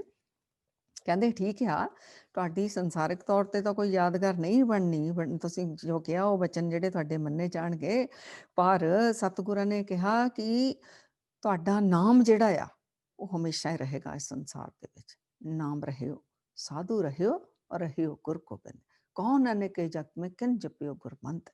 ਮਹਾਰਾਜ ਜੀ ਕਹਿੰਦੇ ਨੇ ਜਿਵੇਂ ਜੁਗੋ ਜੁਗ ਅਟਲ ਸਾਹਿਬ ਧੰਨ ਧੰਨ ਸ੍ਰੀ ਗੁਰੂ ਗ੍ਰੰਥ ਸਾਹਿਬ ਜੀ ਮਹਾਰਾਜ ਜੁਗੋ ਜੁਗ ਅਟਲ ਨੇ, ਕਿਉਂਕਿ ਤੁਹਾਡੇ ਕੋਲੋਂ ਇਹ ਸੇਵਾ ਲੈ ਗਈ ਸੀ ਲਿਖਤ ਦੀ, ਤੁਹਾਨੂੰ ਹਮੇਸ਼ਾ ਹੀ ਯਾਦ ਕੀਤਾ ਜਾਵੇਗਾ। ਔਰ ਤੁਹਾਡੀਆਂ ਜੋ ਤੁਸੀਂ ਸਿੱਧਾਂ ਦਿੱਤੀਆਂ, ਉਹ ਹਮੇਸ਼ਾ ਹੀ ਤੁਹਾਡੀਆਂ ਸਿੱਧਾਂ ਵੀ ਯਾਦ ਕੀਤੀਆਂ ਜਾਣਗੀਆਂ। ਜੇ ਤੁਸੀਂ ਗੁਰਮਤਿ ਦਾ ਪ੍ਰਚਾਰ ਕੀਤਾ, ਸੇਵਾ ਕੀਤੀ, ਤੁਹਾਡੀ ਯਾਦ ਹਮੇਸ਼ਾ ਹੀ ਸਿੱਖਾਂ ਦੇ ਹਿਰਦਿਆਂ ਵਿੱਚ ਬਣੀ ਰਹੇਗੀ। ਤੋ ਭਾਈ ਸਾਹਿਬ ਭਾਈ ਗੁਰਦਾਸ ਜੀ ਸੰਗਤ ਜੀ ਅਨਿੰਨ ਬਾਣੀ ਦੀ ਰਚਨਾ ਕੀਤੀ, ਜਿਹਦੇ ਵਿੱਚ ਭਾਈ ਸਾਹਿਬ ਜੀ ਨੇ ਸਾਨੂੰ ਬਹੁਤ ਬਹੁਤ ਕੁਝ ਸਮਝਾਇਆ ਵੀ ਗੁਰਮਤ ਕੀ ਹੈ, ਸਿੱਖ ਕੀ ਹੈ, ਗੁਰਸਿੱਖ ਦਾ ਜੀਵਨ ਕਿਹੋ ਜਿਹਾ ਹੋਣਾ ਚਾਹੀਦਾ ਹੈ, ਗੁਰੂ ਕਿਵੇਂ ਸਿੱਖ ਦਾ ਪਾਰ ਉਤਾਰਾ ਕਰਦਾ, ਇਤਿਹਾਸ ਦਾ ਬਾਰੇ ਕਿਹੋ ਜਿਹੇ ਹਾਲਾਤ ਨੇ, ਉਹ ਸਾਰਾ ਉਹਨਾਂ ਨੇ ਜ਼ਿਕਰ ਕੀਤਾ। ਆਪਣੇ ਗੁਰੂ ਸਾਹਿਬਾਨ ਦੇ ਜੀਵਨ ਦੇ ਜਿਹੜਾ ਇਤਿਹਾਸ ਆ ਉਹ ਕਿਹੋ ਜਿਹਾ, ਗੁਰੂ ਸਾਹਿਬ ਕਿਵੇਂ ਪਾਰ ਉਤਾਰਾ ਕਰਦੇ ਨੇ, ਉਹ ਭਗਤਾਂ ਬਾਰੇ ਜ਼ਿਕਰ ਕੀਤਾ। ਸਾਰੇ ਪਹਿਲੂ ਛੋਏ ਨੇ, ਸਮਾਜਿਕ ਵੀ, ਰਾਜਨੀਤਿਕ ਵੀ, ਅਧਿਆਤਮਕ ਵੀ, ਆਰਥਿਕ ਵੀ, ਪਰਿਵਾਰਿਕ ਵੀ, ਸਾਰੇ ਪਹਿਲੂ ਭਾਈ ਸਾਹਿਬ ਜੀ ਨੇ ਛੋਏ ਨੇ। ਸੋ ਅੱਜ ਸੰਗਤ ਜੀ ਅਸੀਂ ਹੋਰ ਕੋਈ ਵੀ ਭਾਈ ਸਾਹਿਬ ਜੀ ਦੀਆਂ 12 ਰਚਨਾਵਾਂ ਦੀ ਅਸੀਂ ਗੱਲ ਨਹੀਂ ਕਰਾਂਗੇ। ਅੱਜ ਅਸੀਂ ਸਮਾਜਿਕ ਪਹਿਲੂ ਜਿਹੜਾ ਹੈ, ਪਰਿਵਾਰਿਕ ਪਹਿਲੂ ਭਾਈ ਸਾਹਿਬ ਜੀ ਨੇ ਜੋ ਕਿਹਾ ਕਿ ਮਾਤਾ ਪਿਤਾ ਦੇ ਲਈ ਬੱਚਿਆਂ ਦਾ ਕਿਹੋ ਜਿਹਾ ਰੋਲ ਹੋਣਾ ਚਾਹੀਦਾ ਹੈ, ਕਿ ਬੱਚਿਆਂ ਨੂੰ ਤਾਂ ਮਾਤਾ ਪਿਤਾ ਬੜੇ ਪ੍ਰੇਮ ਨਾਲ ਪਾਲਦੇ ਨੇ, ਆਪਣੀ ਸਾਰੀ ਉਮਰ ਦੀ ਕਮਾਈ, ਸਾਰੀ ਉਮਰ ਦੀ ਸ਼ਕਤੀ, ਸਾਰੀ ਮਿਹਨਤ ਲਗਾ ਦਿੰਦੇ ਨੇ ਆਪਣੇ ਬੱਚਿਆਂ ਨੂੰ ਕਾਮਯਾਬ ਕਰਨ ਦੇ ਵਿੱਚ। ਫਿਰ ਬੱਚਿਆਂ ਦਾ ਕਿਹੋ ਜਿਹਾ ਕਿਰਦਾਰ ਹੋਣਾ ਚਾਹੀਦਾ ਆਪਣੇ ਮਾਤਾ ਪਿਤਾ ਲਈ, ਔਰ ਲੇਕਿਨ ਬੱਚੇ ਕਰ ਕੀ ਰਹੇ ਨੇ, ਇਹ ਭਾਈ ਗੁਰਦਾਸ ਜੀ ਨੇ ਆਪਣੀਆਂ ਜਿਹੜੀਆਂ ਇਹਦੇ ਵਿੱਚ 12 ਦੇ ਵਿੱਚ ਲਿਖਿਆ। ਸੰਗਤ ਜੀ ਭਾਈ ਗੁਰਦਾਸ ਜੀ ਦੀਆਂ 12 ਵਿੱਚ 37 ਪੰਨੇ ਦੇ ਉੱਤੇ ਆ, ਤੁਸੀਂ ਬਾਅਦ ਵਿੱਚ ਅਗਰ ਪੜ੍ਹਨਾ ਹੋਇਆ ਤਾਂ 10, 11, 12, 13 ਇਹਦੇ ਵਿੱਚ ਮਾਤਾ ਪਿਤਾ ਔਰ ਬੱਚਿਆਂ ਬਾਰੇ ਲਿਖਿਆ ਹੈ।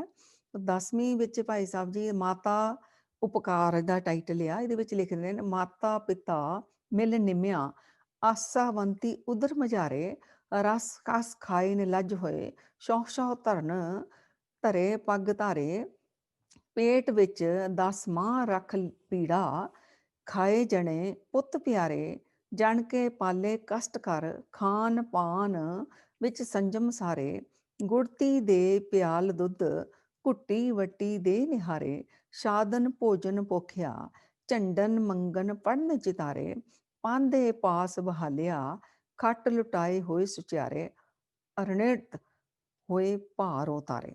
ਮਤਲਬ ਕੀ ਦੱਸਿਆ ਕਿ ਮਾਤਾ ਪਿਤਾ ਨੇ ਸੰਤਾਨ ਪਹਿਲਾਂ ਪੈਦਾ ਕੀਤੀ, ਫਿਰ ਉਹਨਾਂ ਨੂੰ ਪਾਲਣ ਪੋਸ਼ਣ ਕੀਤਾ, ਔਰ ਮਾਂ ਨੇ ਕਿੰਨਾ ਸੰਜਮ ਰੱਖਿਆ ਜਦੋਂ ਗਰਭਵਤੀ ਸੀ, ਆਪਣੀਆਂ ਕਿੰਨੀ ਤਰ੍ਹਾਂ ਦੀਆਂ ਖਾਣ ਪੀਣ ਦੀਆਂ ਚੀਜ਼ਾਂ ਦਾ ਪਰਹੇਜ਼ ਕੀਤਾ ਵੀ ਮੇਰਾ ਬੱਚਾ ਅੰਦਰ ਸੇਫ ਰਹੇ। ਔਰ ਫਿਰ ਜਦੋਂ ਪੈਦਾ ਵੀ ਹੋ ਗਿਆ ਤਾਂ ਕਿਵੇਂ ਪਾਲਣ ਪੋਸ਼ਣ ਕੀਤਾ ਮਾਤਾ ਪਿਤਾ ਨੇ ਬੱਚਿਆਂ ਦਾ, ਕਿਵੇਂ ਉਹਨਾਂ ਨੂੰ ਪੜ੍ਹਾਇਆ, ਵਿੱਦਿਆ ਹਰ ਤਰ੍ਹਾਂ ਦੀ ਜਿਹੜੀ ਹੈ ਮਾਤਾ ਪਿਤਾ ਨੇ ਬੱਚਿਆਂ ਦੀ ਸੇਵਾ ਕੀਤੀ। ਫਿਰ ਉਹ ਕਹਿੰਦੇ ਵੀ ਇਹ ਕਰਕੇ ਮਾਂ ਨੇ ਕੀ ਕੀਤਾ, ਆਪਣਾ ਕਰਜ਼ਾ ਲਾ ਦਿੱਤਾ। ਮਤਲਬ ਅਗਰ ਮਾਂ ਆਪਣੀ ਇਹ ਡਿਊਟੀ ਨਹੀਂ ਕਰਦੀ, ਪਿਓ ਡਿਊਟੀ ਨਹੀਂ ਕਰਦੇ, ਉਹ ਵੀ ਕਰਜ਼ਾਈ ਰਹਿ ਜਾਂਦੇ ਨੇ। ਪਰਮਾਤਮਾ ਨੇ ਉਹਨਾਂ ਨੂੰ ਇਹ ਜਿਹੜਾ ਪਾਰਟ ਦਿੱਤਾ ਅਗਰ ਠੀਕ ਪਲੇ ਨਹੀਂ ਕਰਦੇ, ਉਹਨਾਂ ਨੇ ਇਵੇਂ ਸਾਰਿਆਂ ਦੇ ਮਾਂ-ਬਾਪ ਇਹ ਕਰਦੇ ਨੇ। ਸਾਡਿਆਂ ਨੇ ਵੀ ਕੀਤਾ, ਤੁਹਾਡਿਆਂ ਨੇ ਵੀ ਕੀਤਾ ਹੋਵੇਗਾ। ਸਾਰੇ ਮਾਂ-ਬਾਪ ਆਪਣਾ ਜਿਹੜਾ ਇਵੇਂ ਉਹਨਾਂ ਨੂੰ ਜਿਹੜਾ ਪਾਰਟ ਮਿਲਿਆ ਉਹਨੂੰ ਠੀਕ ਪਲੇ ਕਰਕੇ ਆਪਣਾ ਕਰਜ਼ਾ ਜਿਹੜਾ ਉਹ ਲਾ ਦਿੰਦੇ ਨੇ। ਹੁਣ ਅੱਗੇ ਭਾਈ ਗੁਰਦਾਸ ਜੀ ਕਹਿੰਦੇ ਮਾਤਾ ਉਪਕਾਰ ਪੁੱਤ ਅਪਕਾਰ। ਇਹ ਮਾਤਾ ਨੇ ਤਾਂ ਇਹ ਕੁਛ ਕੀਤਾ, ਪੁੱਤ ਕੀ ਕਰਦਾ? ਉਹ ਕਹਿੰਦੇ ਨੇ ਇਹ 11ਵੇਂ ਵਿੱਚ ਆ ਮਾਤਾ ਪਿਤਾ ਆਨੰਦ ਵਿੱਚ ਪੁੱਤੇ ਦੀ ਕੜਮਾਈ ਹੋਈ। ਮਤਲਬ ਹੈ ਆਪਣੇ ਖੁਸ਼ੀ ਹੋ ਕੇ ਪੁੱਤ ਦੀ ਕੜਮਾਈ ਕਰਦੇ ਨੇ। ਰੈਸੀ ਅੰਗ ਨਾ ਮਾਵੀ ਗਾਵੇ ਸੋਹਲੜੇ ਸੁਖ ਹੋਈ। ਕਿਵੇਂ ਗੀਤ ਗਾਉਂਦੇ ਨੇ ਖੁਸ਼ੀ ਦੇ, ਪੁੱਤ ਨੂੰ ਵਿਆਹਣਾ ਆ। ਵਿਕਸੀ ਪੁੱਤਰ ਵਿਆਹੀਏ ਘੋੜੀ ਲਾਵਾਂ ਗਾਂ ਭਲੋਈ। ਪਤਾ ਹੀ ਹੈ ਨਾ ਸਾਰੇ ਕਿਵੇਂ ਰੀਤਾਂ ਰਿਵਾਜਾਂ ਕਰਦੇ ਨੇ ਬੱਚਿਆਂ ਨੂੰ ਵਿਆਹਣ ਲਈ। ਸੁੱਖਾਂ ਸੁੱਖੇ ਮਾਂ ਬੜੀ ਪੁੱਤ ਨੂੰਹ ਦਾ ਮੇਲ ਲੋਈ। ਵੀ ਸੁੱਖਾਂ ਸੁੱਖ ਸੁੱਕੇ ਵਿਆਹ ਕੀਤਾ, ਹੁਣ ਪੁੱਤ ਨੂੰਹ ਦਾ ਮੇਲ ਹੋ ਗਿਆ। ਹੁਣ ਅੱਗਿਓਂ ਕੀ ਸਟੋਰੀ ਸ਼ੁਰੂ ਹੋ ਜਾਂਦੀ ਹੈ। ਸਾਰੇ ਘਰਾਂ 'ਚ ਨਹੀਂ ਪਰ ਕਾਫੀ ਹੁੰਦੀ ਹੈ। ਇਹ ਜਿਹੜੀ ਬਹੁਤਾਤ ਆ ਉਹ ਸਮਾਜ ਦਾ ਪਹਿਲੂ ਭਾਈ ਗੁਰਦਾਸ ਜੀ ਨੇ ਸਾਡੇ ਅੱਗੇ ਰੱਖਿਆ। ਉਹ ਕਹਿੰਦੇ ਨੂੰਹ ਨਿਤ ਕੰਤ ਕੁਮੰਤ ਦੇ ਵਿਹਰੇ ਹੋਵਨ ਸੱਸ ਵਿਗੋਈ। ਤੇ ਜਿਹੜੀ ਨੂੰਹ ਆ ਜਾਂਦੀ ਆ ਉਹ ਕੀ ਕਰਦੀ, ਆਪਣੇ ਪਤੀ ਨੂੰ ਕੁਮੱਤ ਦੇਣ ਲੱਗ ਜਾਂਦੀ, ਪੁੱਠੀ ਮੱਤ ਦੇਣ ਲੱਗ ਜਾਂਦੀ ਹੈ। ਸੱਸ ਦੇ ਖਿਲਾਫ ਉਹਨੂੰ, ਪੇਰੈਂਟਸ ਦੇ ਖਿਲਾਫ ਉਹਨਾਂ ਨੂੰ ਦੱਸਣ ਲੱਗ ਜਾਂਦੀ ਆ।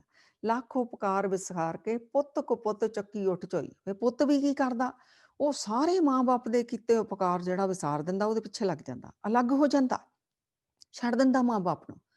ਜਦ ਕਿ ਮਾਂ-ਬਾਪ ਨਹੀਂ ਛੱਡਦੇ, ਬੱਚਾ ਕਪੁੱਤ ਵੀ ਹੋਵੇ ਉਹਨੂੰ ਛੱਡਦੇ ਨਹੀਂ, ਵਿਗੜਿਆ ਤਿਗੜਿਆ ਵੀ ਹੋਵੇ ਉਹਨੂੰ ਛੱਡਦੇ ਨਹੀਂ, ਪੈਸਾ ਬਰਬਾਦ ਵੀ ਕਰ ਦੇਵੇ ਫਿਰ ਉੱਲੇ ਲੱਗੇ ਰਹਿੰਦੇ ਨੇ। ਉਹ ਸਿਰਫ ਉਹਦੀ ਪਤਨੀ ਨੇ ਉਹਦੇ ਕੰਨ ਭਰੇ, ਉਹਦੇ ਕਰਕੇ ਮਾਂ-ਬਾਪ ਨੂੰ ਛੱਡ ਕੇ ਉਹ ਤੁਰ ਪੈਂਦਾ। ਤਾਂ ਭਾਈ ਗੁਰਦਾਸ ਕਹਿੰਦੇ ਹੋਵੇ ਸਰਵਣ ਬਿਰਲਾ ਕੋਈ, ਕੋਈ ਸਰਵਣ ਬਿਰਲਾ ਪੁੱਤ ਆ ਜਿਹੜਾ ਏਦਾਂ ਆਪਣੇ ਮਾਂ-ਬਾਪ ਦਾ ਕੀਤੀ ਨੂੰ ਜਾਣਦਾ ਆ ਔਰ ਫਿਰ ਉਹ ਵੀ ਉਹਨਾਂ ਦੀ ਸੇਵਾ ਕਰਦਾ ਹੈ। ਤੇ ਸਰਵਣ ਪੁੱਤ ਦਾ ਸਾਰਿਆਂ ਨੂੰ ਪਤਾ ਵੀ ਸਰਵਣ ਦਾ ਨਾਮ ਕਿਉਂ ਲਿਆ ਗਿਆ। ਉਹਨੇ ਬੜੇ ਪ੍ਰੇਮ ਨਾਲ ਆਪਣੇ ਮਾਂ-ਬਾਪ ਦੀ ਸੇਵਾ ਕੀਤੀ ਸੀ, ਆਪਣਾ ਜੀਵਨ ਹੀ ਉਹਨੇ ਮਾਂ-ਬਾਪ ਦੀ ਸੇਵਾ 'ਚ ਲਾ ਦਿੱਤਾ ਸੀ। ਸੋ ਹੋਰ 12ਵੇਂ ਦੇ ਉੱਤੇ ਭਾਈ ਗੁਰਦਾਸ ਜੀ ਫਿਰ ਦੱਸਦੇ ਨੇ, ਮਾਪਿਆਂ ਦਾ ਉਪਕਾਰ ਵਿਸਾਰਨਾ ਪਾਪ ਹੈ। ਪਿੱਛੇ ਤਾਂ ਦੱਸ ਦਿੱਤਾ, ਵਿਸਾਰ ਦਿੱਤਾ ਉਹਨੇ ਮਾਪਿਆਂ ਦਾ ਉਪਕਾਰ ਤੇ ਆਪਣੀ ਵਾਈਫ ਨੂੰ ਲੈ ਕੇ ਚਲਾ ਗਿਆ, ਮਾਂ-ਬਾਪ ਨੂੰ ਛੱਡ ਦਿੱਤਾ। ਹੁਣ ਅਗਲੀ 'ਚ ਕਹਿੰਦੇ ਨੇ ਇਹ ਪਾਪ ਕੀਤਾ ਉਹਨੇ, ਇਹ ਪਾਪ ਆ। ਕਹਿੰਦੇ ਕਾਮਣ ਕਾਮਣਿਆਰੇ ਕੀਤੋ ਕਾਮਣ ਕੰਤ ਪਿਆਰੇ, ਜੰਮੇ ਸਾਈਂ ਵਿਸਾਰਿਆ ਵਿਵਾਹਿਆ ਮਾਂ ਪਿਓ ਵਿਸਾਰੇ, ਸੁੱਖਾਂ ਸੁੱਖ ਵਿਆਹਿਆ ਸੌਣ ਸੰਜੋਗ ਵਿਚਾਰ ਵਿਚਾਰੇ, ਪੁੱਤ ਨੋਹੇ ਦਾ ਮੇਲ ਵੇਖ ਆਂਗਨਾ ਮਾਵਨ ਮਾਂ ਪਿਓ ਬਾਰੇ। ਮਤਲਬ ਮਾਂ-ਬਾਪ ਤਾਂ ਖੁਸ਼ੀਆਂ 'ਚ ਵਾਰਦੇ ਫਿਰਦੇ ਸੀ, ਸਾਡੇ ਪੁੱਤ ਦਾ ਵਿਆਹ ਹੋ ਰਿਹਾ ਏ, ਹੁਣ ਇੱਕ ਸੰਜੋਗ ਹੋ ਗਿਆ, ਇਕੱਠੇ ਹੋ ਗਏ। ਅੱਗਿਓਂ ਕਹਿੰਦੇ ਫਿਰ ਨੋਹੋਂ ਨਿੱਤ ਮੱਤ ਕੁਪੰਥ ਦੇ, ਮਾਂ ਪਿਓ ਛੱਡ ਵੱਡੇ ਹਟਿਆਰੇ। ਉਹ ਕਹਿੰਦੇ ਫਿਰ ਨਹੁੰ ਜਿਹੜੀ ਆ ਨਿੱਤ ਆਪਣੇ ਪਤੀ ਦੇ ਕੰਨ ਭਰਨੇ ਸ਼ੁਰੂ ਕਰ ਦਿੰਦੀ ਆ। ਹੁੰਦਾ ਨਹੀਂ ਘਰਾਂ 'ਚ ਕੁਛ ਨਾ ਕੁਛ ਆ ਕੇ ਫਿਰ ਜਦੋਂ ਭਰਦੀ ਆ, ਫਿਰ ਇਹ ਮਾਂ-ਬਾਪ ਨੂੰ ਛੱਡ ਕੇ ਤੁਰ ਪੈਂਦੇ ਨੇ। ਇਹ ਵੱਡੇ ਹੱਤਿਆਰੇ ਨੇ। ਇਹ ਹੱਤਿਆ ਦਾ ਦੋਸ਼ ਲਾ ਦਿੱਤਾ ਭਾਈ ਗੁਰਦਾਸ ਜੀ ਨੇ। ਇਹਨੂੰ ਅਸੀਂ ਸਮਝੀਏ ਡਿਟੇਲ ਦੇ ਵਿੱਚ, ਕਿਉਂਕਿ ਮਾਂ-ਬਾਪ ਜਦੋਂ ਉਮਰ ਤੇ ਆ ਕੇ ਮਰਨਾ, ਉਹ ਤਾਂ ਮਰਨਾ ਹੁੰਦਾ। ਜਦੋਂ ਬੱਚੇ ਉਹਨਾਂ ਤੋਂ ਬੇਮੁਖ ਹੋ ਜਾਂਦੇ ਨੇ ਨਾ ਮਾਤਾ, ਉਹ ਤਿਲ-ਤਿਲ ਮਰਦੇ ਨੇ। ਰੋਜ਼ ਹੀ ਹੱਤਿਆ ਹੁੰਦੀ ਉਹਨਾਂ ਦੀ। ਵੱਖ ਹੋਵੇ ਪੁੱਤ ਰੰਨ ਲੈ, ਮਾਂ ਪਿਓ ਦੇ ਉਪਕਾਰ ਵਿਸਾਰੇ, ਲੋਕਾਚਾਰ ਹੋਏ ਵੱਡੇ ਕੁਚਾਰੇ। ਕਹਿੰਦੇ ਇਹ ਤਾਂ ਮਤਲਬ ਬਹੁਤ ਗਲਤ ਕੰਮ ਇਹਨਾਂ ਨੇ ਕਰ ਦਿੱਤਾ, ਵੱਡੇ ਹਥਿਆਰੇ ਹੋ ਗਏ ਇਹ ਜਿਹੜੇ ਆ ਨੌ ਪੁੱਤ। ਤੇ ਸੰਗਤ ਜੀ, ਸਮਾਜ ਦੀਆਂ ਗੱਲਾਂ ਭਾਈ ਗੁਰਦਾਸ ਜੀ ਨੇ ਸਾਨੂੰ ਦੱਸੀਆਂ। ਇਹ ਤੇ ਬਾਅਦ ਵਿੱਚ ਅਸੀਂ ਥੋੜ੍ਹੀਆਂ ਵਿਚਾਰਾਂ ਵੀ ਕਰਾਂਗੇ। ਹੁਣ ਅੱਗੇ ਅਸੀਂ ਸੁਣੀਏ। ਹੁਣ ਇਹ ਮਾਂ-ਬਾਪ ਨੂੰ ਤਾਂ ਛੱਡ ਦਿੱਤਾ ਉਹਨਾਂ ਨੇ, ਬੱਚਿਆਂ ਨੇ। ਮੈਂ ਸਟੈਪ ਬਾਏ ਸਟੈਪ ਭਾਈ ਫਾਜ਼ ਸਾਹਿਬ ਜੀ ਦੱਸ ਰਹੇ। ਹੁਣ ਇਹ ਆਪਣੀ ਵਾਈਫ ਨਾਲ, ਆਪਣੇ ਬੱਚਿਆਂ ਨਾਲ ਰਹਿ ਰਿਹਾ। ਮਾਰ ਕਿਤੇ ਗੁਰਦੁਆਰੇ ਵੀ ਜਾਂਦਾ, ਮੰਦਰਾਂ ਵਾਲਾ ਮੰਦਰ ਵੀ ਜਾਂਦਾ, ਮਸਜਿਦ ਵਾਲਾ ਮਸਜਿਦ ਵੀ ਜਾਂਦਾ, ਸੇਵਾ ਵੀ ਕਰਦਾ, ਦਸਵੰਧ ਵੀ ਕੱਢ ਰਿਹਾ, ਲੋਕਾਂ ਨੂੰ ਹੈਲਪ ਵੀ ਕਰ ਰਿਹਾ ਆ, ਹੈ ਨਾ। ਬੜਾ ਆਪਣੇ ਆਪ ਨੂੰ ਧਰਮੀ ਸਮਝਦਾ। ਭਾਈ ਗੁਰਦਾਸ ਜੀ ਨੇ ਫਿਰ ਦੇਖੋ ਕੀ ਕਿਹਾ। ਉਹ ਕਹਿੰਦੇ ਨੇ ਜਦੋਂ ਇਹਦਾ ਟਾਈਟਲ ਕੀ ਆ, ਮਾਪਿਆਂ ਦੇ ਅਪਕਾਰੀ ਦੇ ਜਪ ਤਪ ਨਿਸਫਲ ਹਨ। ਜੋ ਮਰਜ਼ੀ ਕਰੀ ਜਾਵੇ, ਕਹਿੰਦੇ ਉਹਦਾ ਵਿਅਰਥ ਆ, ਨਿਸਫਲ, ਉਹਨੂੰ ਕੋਈ ਫਲ ਨਹੀਂ ਮਿਲਣਾ। ਅਗਰ ਮਾਂ-ਬਾਪ ਨੂੰ ਛੱਡ ਕੇ ਫਿਰ ਇਹ ਕੁਛ ਵੀ ਧਰਮ ਦੇ ਕੰਮ ਕਰ ਰਿਹਾ ਤਾਂ ਇਹਨੂੰ ਕੋਈ ਫਲ ਨਹੀਂ ਮਿਲਣਾ। ਕੀ ਕਹਿੰਦੇ ਨੇ, ਮਾਂ ਪਿਓ ਪਰਹਰ ਸੁਣੈ ਵੇਦ, ਭੇਦ ਨਾ ਜਾਣੇ ਕਥਾ ਕਹਾਣੀ। ਕਹਿੰਦੇ ਮਾਂ-ਬਾਪ ਨੂੰ ਤਾਂ ਛੱਡ ਦਿੱਤਾ, ਹੁਣ ਵੇਦ ਮਤਲਬ ਧਾਰਮਿਕ ਗ੍ਰੰਥਾਂ ਨੂੰ ਪੜ੍ਹਦਾ ਆ, ਇਹਨੂੰ ਪਤਾ ਹੀ ਨਹੀਂ ਲੱਗਣਾ ਵੇਦਾਂ ਦਾ ਅਰਥ ਕੀ ਹੈ, ਧਾਰਮਿਕ ਗ੍ਰੰਥ ਕਹਿ ਕੀ ਰਹੇ ਨੇ। ਮਾਂ ਪਿਓ ਪਰਹਰ ਕਰੈ ਤਪ, ਹਨਾ, ਤਪ ਕਰਦਾ, ਵਣ ਖੰਡ ਭੁੱਲਾ ਫਿਰੇ ਵਿਵਾਣੀ। ਵੀ ਜੰਗਲਾਂ 'ਚ ਜਾ ਕੇ ਤਪੱਸਿਆ ਕਰਨ ਚਲਾ ਗਿਆ ਮਾਂ-ਬਾਪ ਨੂੰ ਛੱਡ ਕੇ, ਐਵੇਂ ਭੁੱਲਾ ਫਿਰਦਾ ਰਹੂਗਾ, ਇਹਦੀ ਗੱਲ ਨਹੀਂ ਬਣਨੀ। ਮਾਂ ਪਿਓ ਪਰਹਰ ਕਰੈ ਪੂਜ, ਦੇਵੀ ਦੇਵਨਾ ਸਿਵ ਕਮਾਣੀ। ਮਾਤਾ ਪਿਤਾ ਨੂੰ ਤਾਂ ਛੱਡ ਦਿੱਤਾ, ਪੂਜਾ ਕਰਦਾ ਫਿਰਦਾ ਆ, ਹੈ ਮਤਲਬ ਦੇਵੀ ਦੇਵਤਿਆਂ ਨੂੰ ਲੋਕ ਪੂਜਦੇ ਸਨ ਨਾ, ਉਹ ਦੱਸਿਆ। ਉਹ ਕਹਿੰਦੇ ਤੈਨੂੰ ਉਹ ਕੋਈ ਫਲ ਨਹੀਂ ਮਿਲਣਾ ਇਸ ਚੀਜ਼ ਤੋਂ। ਮਾਂ ਪਿਓ ਪਰਹਰ ਨਹਾਵਣਾ, 68 ਤੀਰਥ ਘੁੰਮਣ ਬਾਣੀ। ਮਾਤਾ ਪਿਤਾ ਨੂੰ ਛੱਡ ਕੇ ਤੀਰਥਾਂ ਤੇ ਤੂੰ ਇਸ਼ਨਾਨ ਕਰਨ ਤੁਰਿਆ ਫਿਰਦਾ, ਸਮਝ ਲਓ ਤੂੰ ਵਿਅਰਥ ਹੀ ਘੁੰਮ ਰਿਹਾ ਆ। ਮਾਂ ਪਿਓ ਪਰਹਰ ਕਰੇ ਦਾਨ, ਬੇਈਮਾਨ ਅਗਿਆਨ ਪ੍ਰਾਣੀ। ਇੱਥੋਂ ਦੇਖੋ ਕਿੰਨੀ ਤਾੜਨਾ ਕਰ ਦਿੱਤੀ। ਕਹਿੰਦੇ ਮਾਤਾ ਪਿਤਾ ਦੀ ਤਾਂ ਸੇਵਾ ਨਹੀਂ ਕਰ ਰਿਹਾ, ਉਹਨਾਂ ਦੀਆਂ ਲੋੜਾਂ ਨਹੀਂ ਪੂਰੀਆਂ ਕਰ ਰਿਹਾ, ਦਾਨ ਕਰਦਾ ਫਿਰਦਾ, ਤੂੰ ਬੇਈਮਾਨ ਅਗਿਆਨ ਆ। ਬੇਈਮਾਨ ਮਤਲਬ ਧੋਖੇਬਾਜ਼ ਆ, ਅਗਿਆਨੀ ਆ, ਤੈਨੂੰ ਕੋਈ ਨੌਲੇਜ ਨਹੀਂ ਆ ਵੀ ਕਿੱਥੇ ਦਾਨ ਤੇਰਾ ਸਫਲਾ ਹੋਣਾ ਆ। ਹੁਣ ਅੱਗਿਓਂ ਕਹਿੰਦੇ ਨੇ ਮਾਂ ਪਿਓ ਪਰਹਰ ਵਰਤ ਕਰ, ਮਰ ਮਰ ਜੰਮੇ ਭਰਮ ਭੁਲਾਣੀ। ਮਾਤਾ ਪਿਤਾ ਨੂੰ ਛੱਡ ਕੇ ਹੁੰਦੇ ਨਾ ਕਈ ਉਪਾਸਨਾ ਕਰਦੇ ਵੀ ਅਸੀਂ ਵਰਤ ਰੱਖਿਆ ਜੀ ਇੰਨੇ ਦਿਨ ਆਹ ਕਰਨਾ। ਉਹ ਕਹਿੰਦੇ ਤੂੰ ਜੰਮਦਾ ਹੀ ਮਰਦਾ ਰਹਿਣਾ, ਤੈਨੂੰ ਵਰਤ ਦਾ ਵੀ ਕੋਈ ਫਲ ਨਹੀਂ ਮਿਲਣਾ। ਗੁਰ ਪਰਮੇਸ਼ਰ ਸਾਰ ਨਾ ਜਾਣੀ, ਤੈਨੂੰ ਨਾ ਤੇਰਾ ਗੁਰੂ ਨਾਲ ਮਿਲਾਪ ਹੋਣਾ, ਨਾ ਤੈਨੂੰ ਪਰਮੇਸ਼ਰ ਦੀ ਸਮਝ ਲੱਗਣੀ। ਇੰਨੀ ਤਾੜਨਾ। ਤੋ ਸੰਗਤ ਜੀ, ਸਮਾਜਿਕ ਪਹਿਲੂ ਨੂੰ ਅਸੀਂ ਸਮਝੀਏ। ਹਾਲੇ ਪੁਰਾਤਨ ਜ਼ਮਾਨਾ ਬਹੁਤ ਚੰਗਾ ਸੀ, ਜੁਆਇੰਟ ਫੈਮਿਲੀ ਸੀ, ਸਾਂਝੇ ਰਹਿੰਦੇ ਸਨ, ਮਾਤਾ ਪਿਤਾ ਦੀ ਬੱਚੇ ਬਾਤ ਪੁੱਛਦੇ ਸਨ। ਹੁਣ ਚਲੋ ਸਾਡਾ ਸਿਸਟਮ ਵੀ ਬਦਲਿਆ, ਬੱਚੇ ਦੇਸ਼ਾਂ ਵਿਦੇਸ਼ਾਂ ਵਿੱਚ ਚਲੇ ਗਏ, ਜੋਬ ਕਮਾਉਣ ਲਈ, ਪੈਸਾ ਕਮਾਉਣ ਲਈ ਦੂਜੀ ਜਗ੍ਹਾ ਵੀ ਜਾਣਾ ਪੈਂਦਾ, ਕੋਈ ਮਾੜੀ ਗੱਲ ਨਹੀਂ। ਉਹਦਾ ਮਤਲਬ ਇਹ ਨਹੀਂ ਹੁੰਦਾ ਕਿ ਮਾਂ-ਬਾਪ ਨੂੰ ਛੱਡ ਕੇ ਚਲੇ ਗਏ। ਉਹ ਮਾਂ-ਬਾਪ ਦੀ ਪਰਮਿਸ਼ਨ ਦੇ ਨਾਲ ਆਪਣੀ ਲਾਈਫ ਨੂੰ ਹੋਰ ਸੁਖਾਲੀ ਕਰਨ ਲਈ ਚਲੇ ਗਏ। ਹੁਣ ਕਹਾਣੀ ਕਿੱਥੋਂ ਵਿਗੜਦੀ ਹੈ? ਜਦੋਂ ਬੱਚੇ ਦੂਰ ਤਾਂ ਚਲੇ ਜਾਂਦੇ ਨੇ, ਲੇਕਿਨ ਫਿਰ ਬਿਲਕੁਲ ਪਿਛਲੀ ਬਾਤ ਵੀ ਨਹੀਂ ਪੁੱਛਦੇ। ਇੱਥੇ ਗੜਬੜ ਹੁੰਦੀ ਹੈ। ਫ਼ੋਨ ਤੱਕ ਵੀ ਕਰਦੇ ਨੇ, ਮਾਂ-ਬਾਪ ਉਡੀਕਦੇ ਰਹਿੰਦੇ ਨੇ ਸਾਡੇ ਬੱਚਿਆਂ ਦਾ ਫ਼ੋਨ ਆਵੇ, ਇੱਥੇ ਗੜਬੜ ਹੁੰਦੀ। ਭਾਈ ਗੁਰਦਾਸ ਜੀ ਨੇ ਇੱਕ ਹੋਰ ਬੜੀ ਸੁੰਦਰ ਗੱਲ ਕਹੀ, ਪੁੱਤਾਂ ਦਾ ਮਾਣ ਕਰਦੀ ਫਿਰਦੀ ਸੀ ਨਾ ਦੁਨੀਆ, ਭਾਈ ਗੁਰਦਾਸ ਜੀ ਕਹਿੰਦੇ ਨੇ, ਮਾਂ ਗੱਭਣ ਜੀ ਜਾਣਦੀ, ਪੁੱਤ ਸਪੁੱਤ ਹੋਵੇ ਸੁਖਦਾਈ। ਹੈ ਨਾ, ਕਹਿੰਦੇ ਮਾਂ ਜਦੋਂ ਗਰਭ 'ਚ ਬੱਚਾ ਆਪਣੇ ਧਾਰਨ ਕਰਦੀ ਹੈ, ਉਹ ਕਹਿੰਦੀ ਮੇਰੇ ਪੁੱਤ ਜੰਮੂਗਾ, ਮੈਨੂੰ ਬੜੇ ਸੁੱਖ ਦਊਗਾ।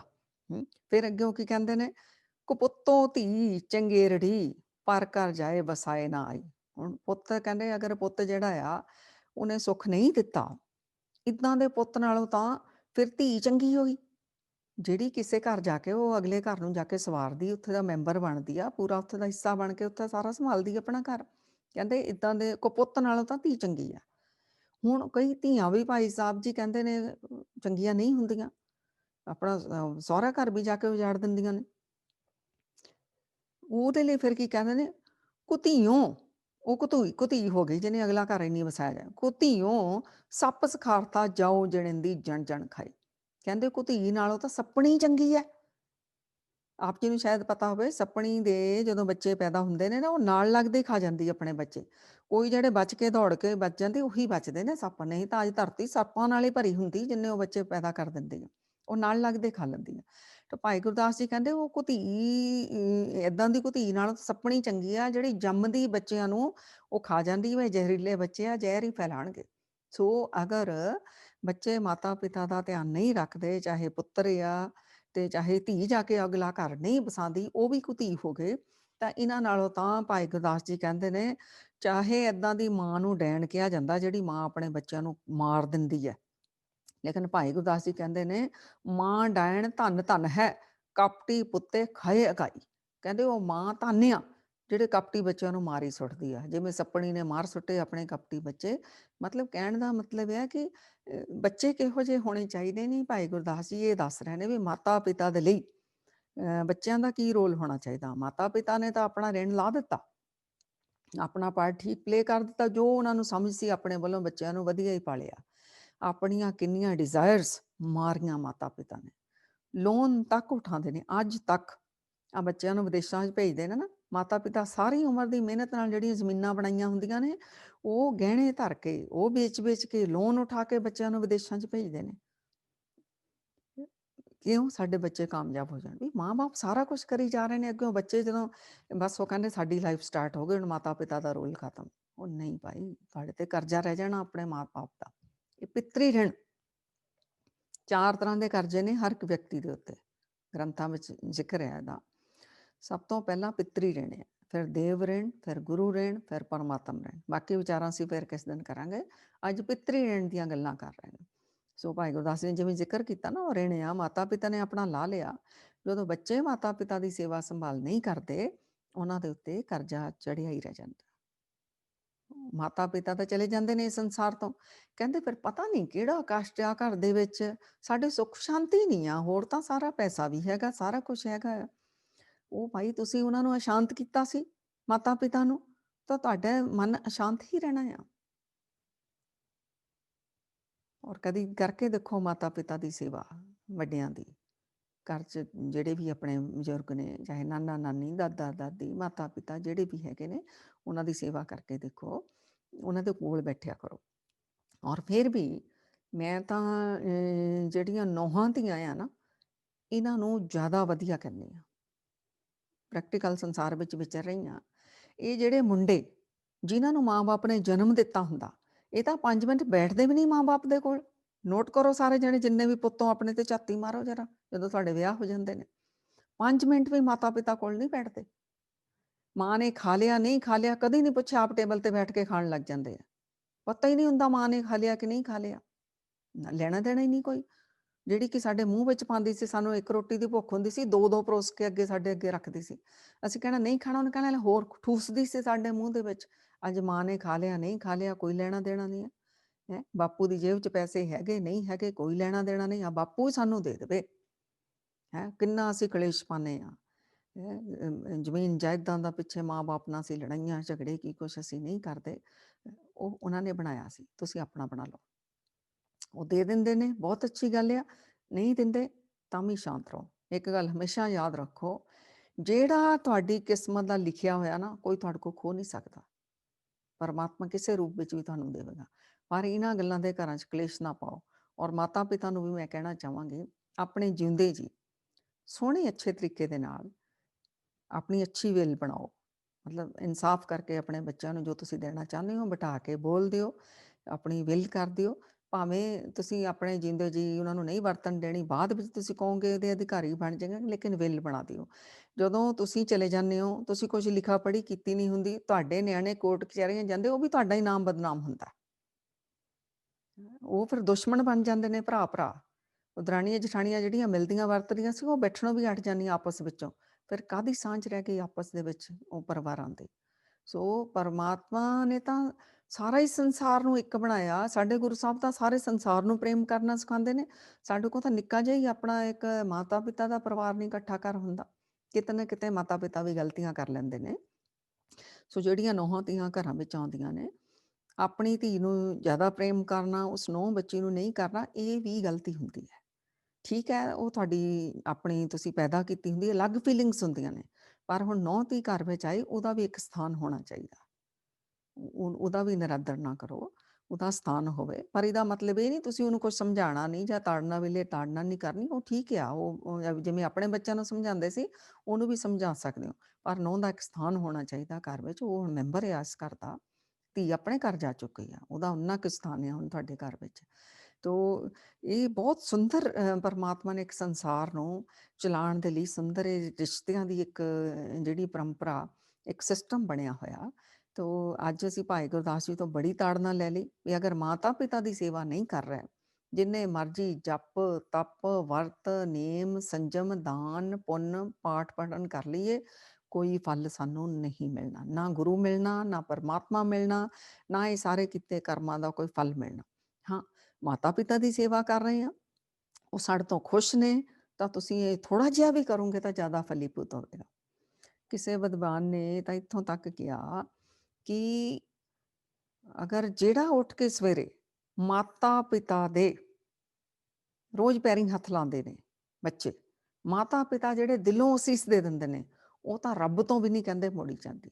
ਸੋ ਦੁਨੀਆ ਦੇ ਕਿਸੇ ਕਾਰਨਰ ਵਿੱਚ ਬੱਚਾ ਚਲ ਜਾਵੇ, ਮਾਤਾ ਪਿਤਾ ਦੇ ਹਿਰਦੇ ਚੋਂ ਨਿਕਲੀਆਂ ਅਸੀਸਾਂ, ਜਦੋਂ ਖੁਸ਼ ਹੁੰਦੀ ਉਹਨਾਂ ਤੋਂ ਰੂਹ ਆਪਣੇ ਬੱਚਿਆਂ ਤੋਂ, ਹਿਰਦੇ ਤੋਂ ਨਿਕਲੀਆਂ ਹੋਈਆਂ ਅਸੀਸਾਂ ਇਹੋ ਜਿਹਾ ਕਮਾਲ ਦਾ ਕੰਮ ਕਰਦੀਆਂ। ਜਿੰਨੀ ਮਰਜ਼ੀ ਵੱਡੀ ਮੁਸੀਬਤ ਆ ਜਾਵੇ, ਉਹ ਦਿੱਤੀਆਂ ਅਸੀਸਾਂ ਜਿਹੜੀਆਂ ਮੁਸੀਬਤ ਤੋਂ ਬਾਹਰ ਕੱਢ ਲੈਂਦੀਆਂ ਨੇ। ਤੇ ਅਗਰ ਸਾਡੇ ਮਾਤਾ ਪਿਤਾ ਦੁਖੀ ਨੇ, ਅਸ਼ਾਂਤ ਨੇ, ਸਾਡੇ ਤੋਂ ਉਹ ਚਲੇ ਜਾਂਦੇ ਨੇ ਇਸੇ ਤਰ੍ਹਾਂ, ਉਹ ਤੁਸੀਂ ਤਾਂ ਸੋਚੋਗੇ ਮਰ ਗਿਆ ਚਲੋ ਚੰਗਾ ਹੋ ਗਿਆ, ਤੁਹਾਨੂੰ ਇਹ ਨਹੀਂ ਪਤਾ ਉਹ ਦੁੱਖ ਅਸ਼ਾਂਤੀ ਨੇ ਤੁਹਾਡਾ ਪਿੱਛਾ ਹੀ ਨਹੀਂ ਛੱਡਣਾ। ਫਿਰ ਜਾਓਗੇ ਪੰਡਤਾਂ ਪਾਂਡਿਆਂ ਕੋਲ ਜਾਂਦੇ ਹੋ, ਫਿਰ ਉਹ ਕਹਿੰਦੇ ਆ ਬਈ, ਉਹ ਕਹਿੰਦੇ ਤੁਹਾਨੂੰ ਪਿੱਤਰ ਦੋਸ਼ ਲੱਗਿਆ ਹੋਇਆ। ਉਹ ਤਾਂ ਹੁਣ ਚਲੇ ਗਏ ਨੇ, ਤੁਸੀਂ ਤਾਂ ਉਹ ਮੌਕਾ ਗਵਾ ਲਿਆ ਆਪਣੇ ਹੱਥੋਂ। ਸੋ ਇਸ ਕਰਕੇ ਗੁਰੂ ਅਰਜਨ ਦੇਵ ਜੀ ਮਾਰੇ ਵੀ ਸਮਝਾਉਂਦੇ ਨੇ, ਜਿਸ ਸਿਮਰਤ ਸਭ ਕਿਲ ਬਿਖ ਹੋਏ, ਪਿਤਰੀ ਹੋਏ ਉਧਾਰੋ, ਸੋ ਹਰ ਹਰ ਤੁਮ ਸਦ ਹੀ ਜਪੋ, ਜਾ ਕਾ ਅੰਤ ਨ ਪਾਰੋ। ਵੀ ਅਗਰ ਤੂੰ ਆਪਣੇ ਆਪ ਨੂੰ ਪਿਓਰ ਕਰ ਲਿਆ, ਨਿਰਮਲ ਕਰ ਲਿਆ ਨਾਮ ਜਪ ਕੇ, ਤੇਰੇ ਪਿੱਤਰਾਂ ਦਾ ਵੀ ਉਧਾਰ ਹੋ ਜਾਣਾ। ਹੋਰ ਕਿਸੇ ਜੁਗਤ ਨਾਲ ਨਹੀਂ ਹੋਣਾ। ਹੁਣ ਦਾਨ ਪੁੰਨ ਕਰਨ ਤੁਰੂੰਗਾ ਤਾਂ ਹੋਣਾ ਹੈ। ਤੂੰ ਨਿਰਮਲ ਕਰ, ਸ਼ੁੱਧ ਕਰ, ਪਿਓਰ ਕਰ ਆਪਣੇ ਆਪ ਨੂੰ, ਤੇਰੇ ਪਿੱਤਰਾਂ ਦਾ ਉਧਾਰ ਹੋ ਜਾਊਗਾ। ਸੋ ਸਭ ਤੋਂ ਪਹਿਲੀ ਸ਼ੁੱਧਤਾ ਤਾਂ ਇੱਥੇ ਹੀ ਸ਼ੁਰੂ ਹੁੰਦੀ ਆ ਵੀ ਮੇਰੇ ਮਾਤਾ ਪਿਤਾ ਨੇ ਮੈਨੂੰ ਇਹ ਜੀਵਨ ਦਿੱਤਾ ਪਰਮਾਤਮਾ ਦੀ ਕਿਰਪਾ ਦੇ ਨਾਲ, ਉਹਨਾਂ ਦਾ ਮੇਰੇ ਤੇ ਇੰਨਾ ਲੋਨ ਆ, ਤੇ ਮੈਂ ਵੀ ਹੁਣ ਡਿਊਟੀ ਬਣਦੀ ਆ, ਉਹਨਾਂ ਦਾ ਬੁਢਾਪਾ ਆ ਗਿਆ, ਉਹਨਾਂ ਦੇ ਲਈ ਮੈਂ ਕੁਛ ਕਰਾਂ, ਉਹਨਾਂ ਦੀ ਸੇਵਾ ਕਰਾਂ, ਉਹਨਾਂ ਦਾ ਧਿਆਨ ਰੱਖਾਂ, ਉਹਨਾਂ ਦੀ ਮਨਪਸੰਦ ਦੀਆਂ ਚੀਜ਼ਾਂ ਘਰ 'ਚ ਬਣਾਈਏ ਅਸੀਂ।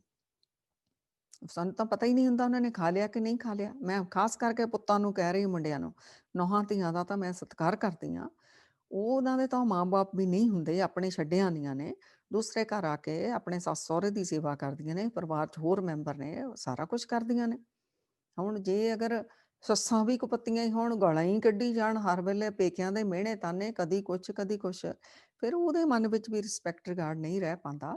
ਸੋ ਮਾਤਾ ਪਿਤਾ ਨੂੰ ਵੀ ਸੋਹਣਾ ਰਿਸ਼ਤਾ ਬਣਾ ਕੇ ਰੱਖਣਾ ਪੈਣਾ ਦਿਲੋਂ। ਇਹ ਨਹੀਂ ਕਿ ਸਾਨੂੰ ਰੋਟੀ ਬਣਾ ਕੇ ਦੇ ਰਹੀ ਆ ਤਾਂ ਇਸ ਕਾਰਨ ਨਹੀਂ, ਉਹ ਦਿਲੋਂ ਭਾਈ ਹੁਣ ਤੁਹਾਡੇ ਘਰ ਦਾ ਮੈਂਬਰ ਆ, ਤੁਸੀਂ ਵੀ ਉਹਦਾ ਉਹਦੀ ਬਣਦਾ ਉਹਦਾ ਸਥਾਨ ਉਹਦਾ ਹੋਣਾ ਚਾਹੀਦਾ ਘਰ ਦੇ ਵਿੱਚ। ਨੋਹਾਂ ਅੱਛੀਆਂ ਨੇ, ਠੀਕ ਹੈ ਕੰਨ ਵੀ ਭਰਦੀਆਂ ਹੋ ਗਈਆਂ, ਭਰਦੀਆਂ ਨੇ ਇਹ 'ਚ ਤਾਂ ਕੋਈ ਸ਼ੱਕ ਨਹੀਂ, ਤੋੜ ਮਰੋੜੇ ਹੋ ਜਾਂਦੇ, ਪਰ ਫਿਰ ਵੀ ਰੋਟੀ ਪਾਣੀ ਬਣਾ ਕੇ ਦਿੰਦੀਆਂ, ਉਹਨਾਂ ਦੇ ਕੱਪੜੇ ਧੋਂਦੀਆਂ, ਸਭ ਕੁਛ ਕਰਦੀਆਂ। ਅਗਰ ਮੈਨੂੰ ਜ਼ਿਆਦਾ ਗਿਲਾ ਆ ਤਾਂ ਪੁੱਤਾਂ ਦੇ ਨਾਲ ਆ। ਕੀ ਤੁਸੀਂ ਕਦੀ ਮਾਂ ਦੀ ਮਾਲਿਸ਼ ਕੀਤੀ? ਕੀ ਕਦੀ ਤੁਸੀਂ ਪਿਤਾ ਦੀਆਂ ਲੱਤਾਂ ਦੀ ਮਾਲਿਸ਼ ਕੀਤੀ? ਕੀ ਕਦੀ ਤੁਸੀਂ ਪੁੱਛਿਆ ਵੀ ਤੁਸੀਂ ਕਿਤੇ ਜਾਣਾ ਤਾਂ ਨਹੀਂ ਚਾਹੁੰਦੇ? ਕੀ ਤੁਸੀਂ ਕਦੀ ਕਿਸੇ ਪੁੱਛਿਆ ਵੇ? ਤੁਹਾਡੀ ਚੁਆਇਸ ਦਾ ਬਣੂਗਾ, ਕਿਹੜੀ ਤੁਸੀਂ ਮਠਿਆਈ ਖਾਣੀ, ਕਿਹੜਾ ਤੁਸੀਂ ਫਰੂਟ ਖਾਣਾ, ਕਿਹੜੀ ਤੁਸੀਂ ਖਾਣੀ ਆ? ਕੀ ਤੁਸੀਂ ਜਦੋਂ ਬਾਹਰ ਕਿਤੇ ਖਾਣ ਜਾਂਦੇ ਹੋ ਤੁਸੀਂ ਲੈ ਕੇ ਗਏ ਹੋ ਮਾਂ-ਬਾਪ ਨੂੰ? ਵੀ ਉਹ ਸਾਡੇ ਬਾਪੂ ਨੂੰ ਤਾਂ ਮਾਤਾ ਨੂੰ ਤਾਂ ਉਹ ਪਸੰਦ ਆ ਵੀ ਅੱਜ ਅਸੀਂ ਵੀ ਉਹੀ ਖਾਵਾਂਗੇ ਜੋ ਉਹ ਖਾਣਾ ਚਾਹੋਗੇ। ਕਰਕੇ ਦੇਖੋ, ਉਹ ਪਤਾ ਕੀ ਕਹਿਣਗੇ? ਉਹ ਕਹਿਣਗੇ ਨਹੀਂ ਜੋ ਤੁਸੀਂ ਖਾਓਗੇ ਅਸੀਂ ਉਹੀ ਖਾਵਾਂਗੇ। ਨੋਟ ਕਰਿਓ ਤੁਸੀਂ ਕਦੇ ਵੀ। ਘਰ ਚੀਜ਼ ਘੱਟ ਹੋਵੇ ਨਾ, ਉਹ ਆਪਣ ਘੱਟ ਮੁੰਡੇ ਨੂੰ ਜ਼ਿਆਦਾ ਥਾਲੀਆਂ 'ਚ ਪਾ ਕੇ ਦਿੰਦੀਆਂ ਮਾਵਾਂ। ਉਹੀ ਮੁੰਡੇ ਭੁੱਲ ਜਾਂਦੇ ਨੇ। ਉਹਨਾਂ ਨੂੰ ਪਤਾ ਹੀ ਨਹੀਂ ਵੀ ਸਾਡੇ ਮਾਤਾ-ਪਿਤਾ ਦੀ ਕੇਅਰ ਹੋ ਰਹੀ ਹੈ ਕਿ ਨਹੀਂ ਹੋ ਰਹੀ। ਔਰ ਇੱਕ ਮੈਂ ਹੋਰ ਆਪ ਜੀ ਨੂੰ ਕਹਾਂ ਸੰਗਤ ਜੀ, ਬਜ਼ੁਰਗ ਜਿਹੜੇ ਨੇ ਇਹ ਕੌੜੇ ਸੁਭਾਅ ਦੇ ਵੀ ਹੋ ਜਾਂਦੇ ਨੇ। ਕੋਈ ਗੱਲ ਨਹੀਂ। ਤੁਹਾਡੇ ਰੋਣੇ ਬੜੇ ਸਹਿਣੇ ਉਹਨਾਂ ਨੇ, ਤੁਹਾਡੀਆਂ ਜਿੱਦਾਂ ਬੜੀਆਂ ਸਹੀਆਂ ਤੁਹਾਡੇ ਮਾਤਾ-ਪਿਤਾ ਨੇ। ਅੱਜ ਉਹ ਕੋਈ ਜਿੱਦ ਅੜੀਅਲ ਸੁਭਾਅ ਦੇ ਹੋ ਗਏ ਤਾਂ ਕੋਈ ਗੱਲ ਨਹੀਂ। ਉਹਨੂੰ ਉਸ ਰੂਪ 'ਚ ਦੇਖੋ, ਪਰਮਾਤਮਾ ਨੇ 3 ਅਵਸਥਾਵਾਂ ਸਾਰਿਆਂ ਲਈ ਬਣਾਈਆਂ, ਬਾਲ, ਜਵਾਨੀ ਔਰ ਬਿਰਧ-ਪੁਨ 3 ਅਵਸਥਾ ਜਾਣ। ਬਚਪਨ ਆਉਂਦਾ ਉਦੋਂ ਸੁਭਾਅ ਹੋਰ ਹੁੰਦਾ ਸਾਡਾ ਵੀ, ਸਭ ਦਾ। ਜਵਾਨੀ ਵਿੱਚ ਸਭ ਦਾ ਸੁਭਾਅ ਹੋਰ ਹੁੰਦਾ, ਬੁਢਾਪੇ ਵਿੱਚ ਸਭ ਦਾ ਬਦਲਦਾ। ਸਾਡੇ ਮਾਤਾ-ਪਿਤਾ ਦਾ ਵੀ ਬਦਲ ਜਾਣਾ ਆ, ਬਦਲਿਆ ਆ। ਸੋ ਜਿਨ੍ਹਾਂ ਦੇ ਤਾਂ ਮਾਂ-ਬਾਪ ਜਾ ਚੁੱਕੇ ਨੇ ਹੁਣ ਕੁਛ ਨਹੀਂ ਕਰ ਸਕਦੇ, ਸਿਰਫ ਆਪਣਾ ਹੀ ਜੀਵਨ ਸਵਾਰ ਲਓ। ਲੇਕਿਨ ਜਿਨ੍ਹਾਂ ਦੇ ਮਾਤਾ-ਪਿਤਾ ਹੈਗੇ ਨੇ, ਉਹਨਾਂ ਕੋਲ ਹਾਲੇ ਵੀ ਚਾਂਸ ਆ। ਉਹ ਉਹਨਾਂ ਨੂੰ ਸੁੱਖ ਦੇ ਕੇ, ਨਿੱਘ ਦੇ ਕੇ, ਉਹਨਾਂ ਦੀ ਪ੍ਰੇਮ ਪਿਆਰ ਦੇ ਨਾਲ ਸੇਵਾ ਕਰਕੇ, ਆਪਣੇ ਗੁਰੂ ਦੀਆਂ, ਪਰਮਾਤਮਾ ਦੀਆਂ, ਭਾਈ ਗੁਰਦਾਸ ਜੀ ਦੀਆਂ ਵੀ ਅਸੀਸਾਂ ਲੈ ਸਕਦੇ ਹੋ ਔਰ ਮਾਤਾ-ਪਿਤਾ ਵਿੱਚ ਹੀ ਜਿਹੜਾ ਪਰਮਾਤਮਾ ਵਸਦਾ, ਪਰਮਾਤਮਾ ਦੀ ਅਸੀਸਾਂ ਲੈ ਸਕਦੇ ਹੋ। ਵਿਦਵਾਨ ਕਹਿੰਦੇ ਨੇ ਕਿ ਪਰਮਾਤਮਾ ਸਾਰੀ ਜਗ੍ਹਾ ਨਹੀਂ ਪਹੁੰਚ ਸਕਦਾ ਕੇਅਰ ਕਰਨ ਦੇ ਲਈ, ਇਸ ਕਰਕੇ ਪਰਮਾਤਮਾ ਨੇ ਫਿਰ ਕੀ ਕੀਤਾ? ਮਾਂ ਬਣਾ ਦਿੱਤੀ। ਮਾਂ ਵਰਗੀ ਕੋਈ ਕੇਅਰ ਨਹੀਂ ਕਰ ਸਕਦਾ ਸੰਗਤ ਜੀ, ਕੋਈ ਨਹੀਂ ਕਰ ਸਕਦਾ। ਉਹਨਾਂ ਨੂੰ ਪੁੱਛ ਕੇ ਦੇਖੋ, ਜਿਨ੍ਹਾਂ ਦੀਆਂ ਮਾਵਾਂ ਚਲੀਆਂ ਗਈਆਂ, ਬਚਪਨ ਵਿੱਚ ਜਿਨ੍ਹਾਂ ਨੂੰ ਮਾਵਾਂ ਦਾ ਨਹੀਂ ਮਿਲ ਪਾਇਆ ਪਿਆਰ, ਪੁੱਛ ਕੇ ਦੇਖੋ ਉਹਨਾਂ ਨੂੰ। ਚਾਹੇ ਕਿਸੇ ਮਾਸੀ ਨੇ ਪਾਲਿਆ, ਤਾਏ ਨੇ ਪਾਲਿਆ, ਤਾਈ ਨੇ ਪਾਲਿਆ, ਕੀ ਉਹ ਮਾਂ ਬਣ ਗਏ ਸੀ? ਨਹੀਂ ਬਣ ਪਾਉਂਦਾ ਕੋਈ ਵੀ। ਸੋ ਇਹ ਬਹੁਤ ਜ਼ਰੂਰੀ ਹੈ ਸੰਗਤ ਜੀ, ਅਸੀਂ ਇਹਨਾਂ ਚੀਜ਼ਾਂ ਦਾ ਧਿਆਨ ਰੱਖੀਏ, ਕਿਉਂਕਿ ਭਾਈ ਗੁਰਦਾਸ ਜੀ ਨੇ ਇਹ ਵੀ ਜ਼ਿਕਰ ਕੀਤਾ। ਉਹ ਕਹਿੰਦੇ ਨੇ ਮਾਂ ਅਗਰ ਕੋਈ ਗਲਤੀ ਵੀ ਕਰ ਲਵੇ, ਮਤਲਬ ਮਾਂ ਜਾਰਨੀ ਵੀ ਹੋਵੇ, ਸਮਝੋ ਇੱਥੋਂ ਤੱਕ ਵੀ ਮਾਂ ਦੀ ਗਲਤੀ ਹੋਵੇ, ਤਾਂ ਵੀ ਬੱਚੇ ਦਾ ਹੱਕ ਨਹੀਂ ਆਪਣੇ ਮਾਂ ਨੂੰ ਉੱਤੇ ਤੜਨਾ ਕਰ ਦੇਵੇ, ਕਿਉਂਕਿ ਤੇਰੇ ਤੇ ਤਾਂ ਉਹਦਾ ਕਰਜ਼ਾ ਆ, ਤੂੰ ਕੌਣ ਹੁੰਦਾ ਉਹਨੂੰ ਤਾੜਨਾ ਕਰਨ ਵਾਲਾ? ਭਾਈ ਗੁਰਦਾਸ ਕਹਿੰਦੇ ਜੇ ਮਾਂ ਹੋਵੇ ਜਾਰਨੀ, ਕਿਉਂ ਪੁੱਤ ਪਤਾਰੇ? ਪੁੱਤ ਦਾ ਕੰਮ ਨਹੀਂ ਆ ਮਾਂ ਨੂੰ ਉਹਦੇ ਬਾਰੇ ਕੁਝ ਕਹੇ। ਉਹਦਾ ਜਿਹੜੀ ਆਪਣੀ ਡਿਊਟੀ ਆ ਉਹ ਆਪਣਾ ਪਾਰਟ ਪਲੇ ਕਰੇ, ਉਹ ਮਾਂ ਆਪਣੇ ਲੇਖੇ ਆਪ ਦੇ ਲੂਗੀ। ਔਰ ਬਾਕੀ ਮਾਂ ਵਰਗਾ ਕੋਈ ਹੋ ਨਹੀਂ ਸਕਦਾ। ਭਾਈ ਗੁਰਦਾਸ ਜੀ ਕਹਿੰਦੇ ਨੇ ਨਾ ਪਿਓ ਵਰਗਾ ਕੋਈ ਹੋ ਸਕਦਾ। ਪਿਓ ਦੇ ਨਾਹਾਂ ਪਿਆਰ ਤੁੱਲ ਨਾ ਫੂਫੀ ਨਾ ਪਿੱਤੀਏ ਤਾਏ। ਭਾਈ ਗੁਰਦਾਸ ਜੀ ਕਹਿੰਦੇ ਨੇ ਜਿਹੜਾ ਤੈਨੂੰ ਪਿਓ ਨੇ ਪਿਆਰ ਦੇ ਦੇਣਾ, ਉਹ ਪਿਓ ਦੇ ਜਿੰਨੇ ਵੀ ਰਿਸ਼ਤੇਦਾਰ ਆ ਨਾ, ਭੂਆ, ਤਾਏ, ਚਾਚੇ, ਬੇਸ਼ੱਕ ਤੇਰੇ ਪਿਓ ਦੇ ਸਕੇ ਨੇ, ਤੈਨੂੰ ਪਿਓ ਵਰਗਾ ਇਹਨਾਂ 'ਚੋਂ ਕੋਈ ਵੀ ਨਹੀਂ ਪਿਆਰ ਦੇ ਸਕਦਾ। ਜ਼ਿੰਦਗੀ ਤੁਸੀਂ ਨੋਟ ਕਰੋ ਕਿ ਤੁਹਾਡਾ ਚਾਚਾ, ਤੁਹਾਡਾ ਤਾਇਆ, ਤੁਹਾਡੀ ਭੂਆ ਓਨਾ ਪਿਆਰ ਦੇ ਸਕੀ ਆ ਜੋ ਤੁਹਾਡੇ ਪਿਓ ਨੇ ਤੁਹਾਨੂੰ ਕੀਤਾ। ਮੇਰੇ ਸਮੇਤ ਆਪਾਂ ਸਾਰੇ ਅਸੀਂ ਨੋਟ ਕਰੀਏ। ਜੋ ਉਹਨਾਂ ਨੇ ਸਾਡੀ ਕੇਅਰ ਕੀਤੀ, ਸਾਡੇ ਤੇ ਸਾਰਾ ਕੁਝ ਵਾਰ ਕੇ ਰੱਖ ਦਿੱਤਾ। ਇਹ ਨਹੀਂ, ਇਹ ਪਿਆਰ ਕਰ ਸਕਦੇ ਨੇ ਪਰ ਉਹਨਾਂ ਬਰਾਬਰ ਨਹੀਂ ਇਹ ਕਰ ਸਕਦੇ। ਫਿਰ ਮਾਉ ਹੇਤ ਨਾ ਪੂਜਨੀ, ਹੇਤ ਨਾ ਮਾਮੇ ਮਾਸੀ ਜਾਏ। ਹੁਣ ਮਾਮੇ ਮਾਸੀ ਹੋ ਗਏ ਮਾਂ ਦੇ ਰਿਸ਼ਤੇਦਾਰ, ਮਾਂ ਦੇ ਵਾਲਿਓ। ਉਹ ਕਹਿੰਦੇ ਇਹ ਵੀ ਜਿਹੜੇ ਮਾਂ ਦੇ ਵੀ ਰਿਸ਼ਤੇਦਾਰ ਨੇ ਨਾ, ਇਹ ਵੀ ਮਾਂ ਵਰਗਾ ਨਹੀਂ ਤੁਹਾਨੂੰ ਪਿਆਰ ਦੇ ਸਕਦੇ। ਚਾਹੇ ਮਾਮਾ ਵੀ ਤੈਨੂੰ ਪਿਆਰਾ ਲੱਗਦਾ, ਚਾਹੇ ਮਾਸੀ ਵੀ, ਪਰ ਮਾਂ ਵਰਗੇ ਨਹੀਂ ਹੋ ਸਕਦੇ।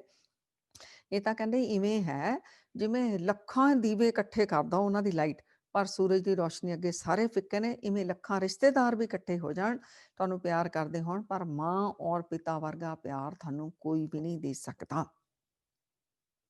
ਧੰਨ ਸ਼੍ਰੀ ਗੁਰੂ ਰਾਮਦਾਸ ਜੀ ਮਹਾਰਾਜ ਜੀ ਕੀ ਕਹਿੰਦੇ ਨੇ, ਜਿਹੜੇ ਬੱਚੇ ਲੜਦੇ ਨੇ ਆਪਣੇ ਮਾਤਾ ਪਿਤਾ ਨਾਲ, ਰਾਮਦਾਸ ਸਤਿਗੁਰ ਸੱਚੇ ਪਾਤਸ਼ਾਹ ਜੀ ਕਹਿੰਦੇ ਨੇ ਕਾਹੇ ਪੂਤ ਝਗੜਤ ਹੋ ਸੰਗ ਬਾਪ, ਜਿਨਕੇ ਜਨੇ ਵਡੀਰੇ ਤੁਮ ਹੋ ਤਿਨਸੋ ਝਗੜਤ ਪਾਪ।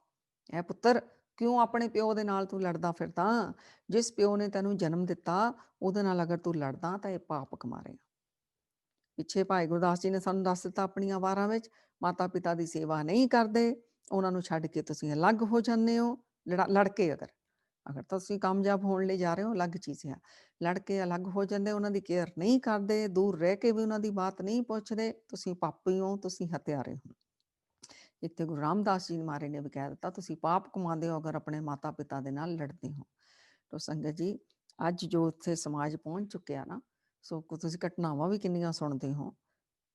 ਤੋ ਇੱਕ ਵਾਰ ਮੈਨੂੰ ਇੱਕ ਮਹਾਂਪੁਰਖਾਂ ਦਾ ਸੁਨੇਹਾ ਵੀ ਆਇਆ ਸੀ, ਆਸਟ੍ਰੇਲੀਆ ਵੱਲੋਂ ਸੰਗਤ ਨੇ ਦੱਸਿਆ ਸੀ ਵੀ ਉਹ ਕਹਿੰਦੇ ਨੇ ਕਿ ਤੁਸੀਂ ਸੰਗਤ ਨੂੰ ਇਹ ਜ਼ਰੂਰ ਕਿਹਾ ਕਰੋ ਕਿ ਮਾਤਾ ਪਿਤਾ ਦੀ ਕੇਅਰ ਕਰਨ। ਸੰਗਤ ਜੀ, ਇਹ ਸਾਨੂੰ ਅੱਜ ਕਹਿਣਾ ਕਿਉਂ ਪੈ ਰਿਹਾ?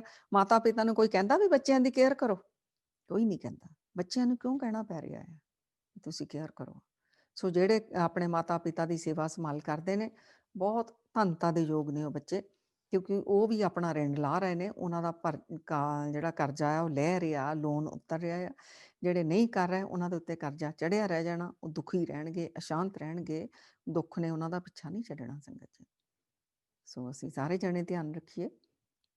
ਦੇਸ਼ਾਂ ਵਿਦੇਸ਼ਾਂ 'ਚ ਅਗਰ ਤੁਸੀਂ ਬੈਠੇ ਹੋ, ਮਾਤਾ ਪਿਤਾ ਇੰਡੀਆ ਦੇ ਵਿੱਚ ਨੇ, ਤਦ ਵੀ ਤੁਸੀਂ ਉਹਨਾਂ ਲਈ ਜੋ ਕਰ ਸਕਦੇ ਹੋ ਤੁਸੀਂ ਉਹਨਾਂ ਲਈ ਕਰੋ। ਔਰ ਨੌਹਾਂ ਧੀਆਂ ਤੁਹਾਡੀ ਸਹੁਰੇ ਪਰਿਵਾਰਾਂ ਵਿੱਚ ਜੋ ਡਿਊਟੀ ਬਣਦੀ ਹੈ ਤੁਸੀਂ ਆਪਣੀਆਂ ਕਰੋ। ਤੁਸੀਂ ਇਹ ਨਾ ਦੇਖੋ ਵੀ ਤੁਹਾਡੇ ਬਜ਼ੁਰਗ ਤੁਹਾਡੇ ਨਾਲ ਕੀ ਕਰ ਰਹੇ ਨੇ। ਉਹ ਅਗਰ ਮਾੜਾ ਕਰ ਰਹੇ ਨੇ, ਉਹਨਾਂ ਦਾ ਫਲ ਉਹਨਾਂ ਨੇ ਭੋਗਣਾ। ਤੁਸੀਂ ਆਪਣੀ ਡਿਊਟੀ ਠੀਕ ਕਰ ਲਓ ਤਾਂ ਕਿ ਤੁਸੀਂ ਪਰਮਾਤਮਾ ਦੇ ਦਰਗਾਹ ਵਿੱਚ ਤੁਹਾਨੂੰ ਪੂਰਾ ਸਥਾਨ ਜਿਹੜਾ ਗੁਰੂ ਮਹਾਰਾਜ ਦੇ ਚਰਨਾਂ ਵਿੱਚ ਮਿਲ ਪਾਵੇ। ਬਹੁਤ ਬਹੁਤ ਧੰਨਵਾਦ ਸੰਗਤ ਜੀ ਸਭ ਦਾ। ਉਮੀਦ ਆ ਥੋੜਾ ਅੱਜ ਖੁਸ਼ਕੀ ਵਾਲਾ ਦਿਨ ਸੀ। ਖੁਸ਼ਕੀ ਵਾਲਾ ਮਤਲਬ ਥੋੜਾ ਤਾੜਨਾ ਵਾਲਾ ਵੀ ਦਿਨ ਸੀਗਾ, ਸਤਿਗੁਰਾਂ ਵੱਲੋਂ ਵੀ, ਭਾਈ ਗੁਰਦਾਸ ਜੀ ਵੱਲੋਂ ਵੀ। ਪਰ ਇਹ ਤਾੜਨਾ ਸਾਡੇ ਕਲਿਆਣ ਦੇ ਲਈ ਹੈ। ਉਮੀਦ ਆ ਵੀ ਸਾਰਿਆਂ ਦੇ ਘਰਾਂ ਵਿੱਚ ਹੁਣ ਮਾਤਾ ਪਿਤਾ ਔਰ ਉਹਨਾਂ ਦੇ ਪੁੱਤਰ ਜਿਹੜੇ ਨੇ, ਨੋਹਾਂ ਜਿਹੜੇ ਨੇ, ਉਹ ਰਲ ਮਿਲ ਕੇ ਪ੍ਰੇਮ ਦੇ ਨਾਲ ਰਹਿਣਗੇ। ਪੁਰਾਣੇ ਮਨ ਮਿਟਾਵ ਕੱਢ ਕੇ ਸੋਹਣਾ ਸੁੰਦਰ ਰਿਸ਼ਤਾ ਜਿਹੜਾ ਸੁਹਾਵਾਂ ਬਣੇਗਾ ਸਾਰਿਆਂ ਦੇ ਘਰਾਂ ਦੇ ਵਿੱਚ। ਬਹੁਤ ਬਹੁਤ ਸ਼ੁਕਰਾਨਾ ਗੁਰੂ ਸਾਹਿਬ ਜੀ ਦਾ ਵੀ, ਸਾਰੀਆਂ ਸੰਗਤਾਂ ਨੂੰ। ਸੰਗਤ ਜੀ, ਭੁੱਲਾਂ ਗਲਤੀਆਂ ਬਖਸ਼ ਦੇਣੀਆਂ। ਬਹੁਤ ਬਹੁਤ ਸ਼ੁਕਰਾਨਾ। ਵਾਹਿਗੁਰੂ ਜੀ ਕਾ ਖਾਲਸਾ, ਵਾਹਿਗੁਰੂ ਜੀ ਕੀ ਫਤਿਹ।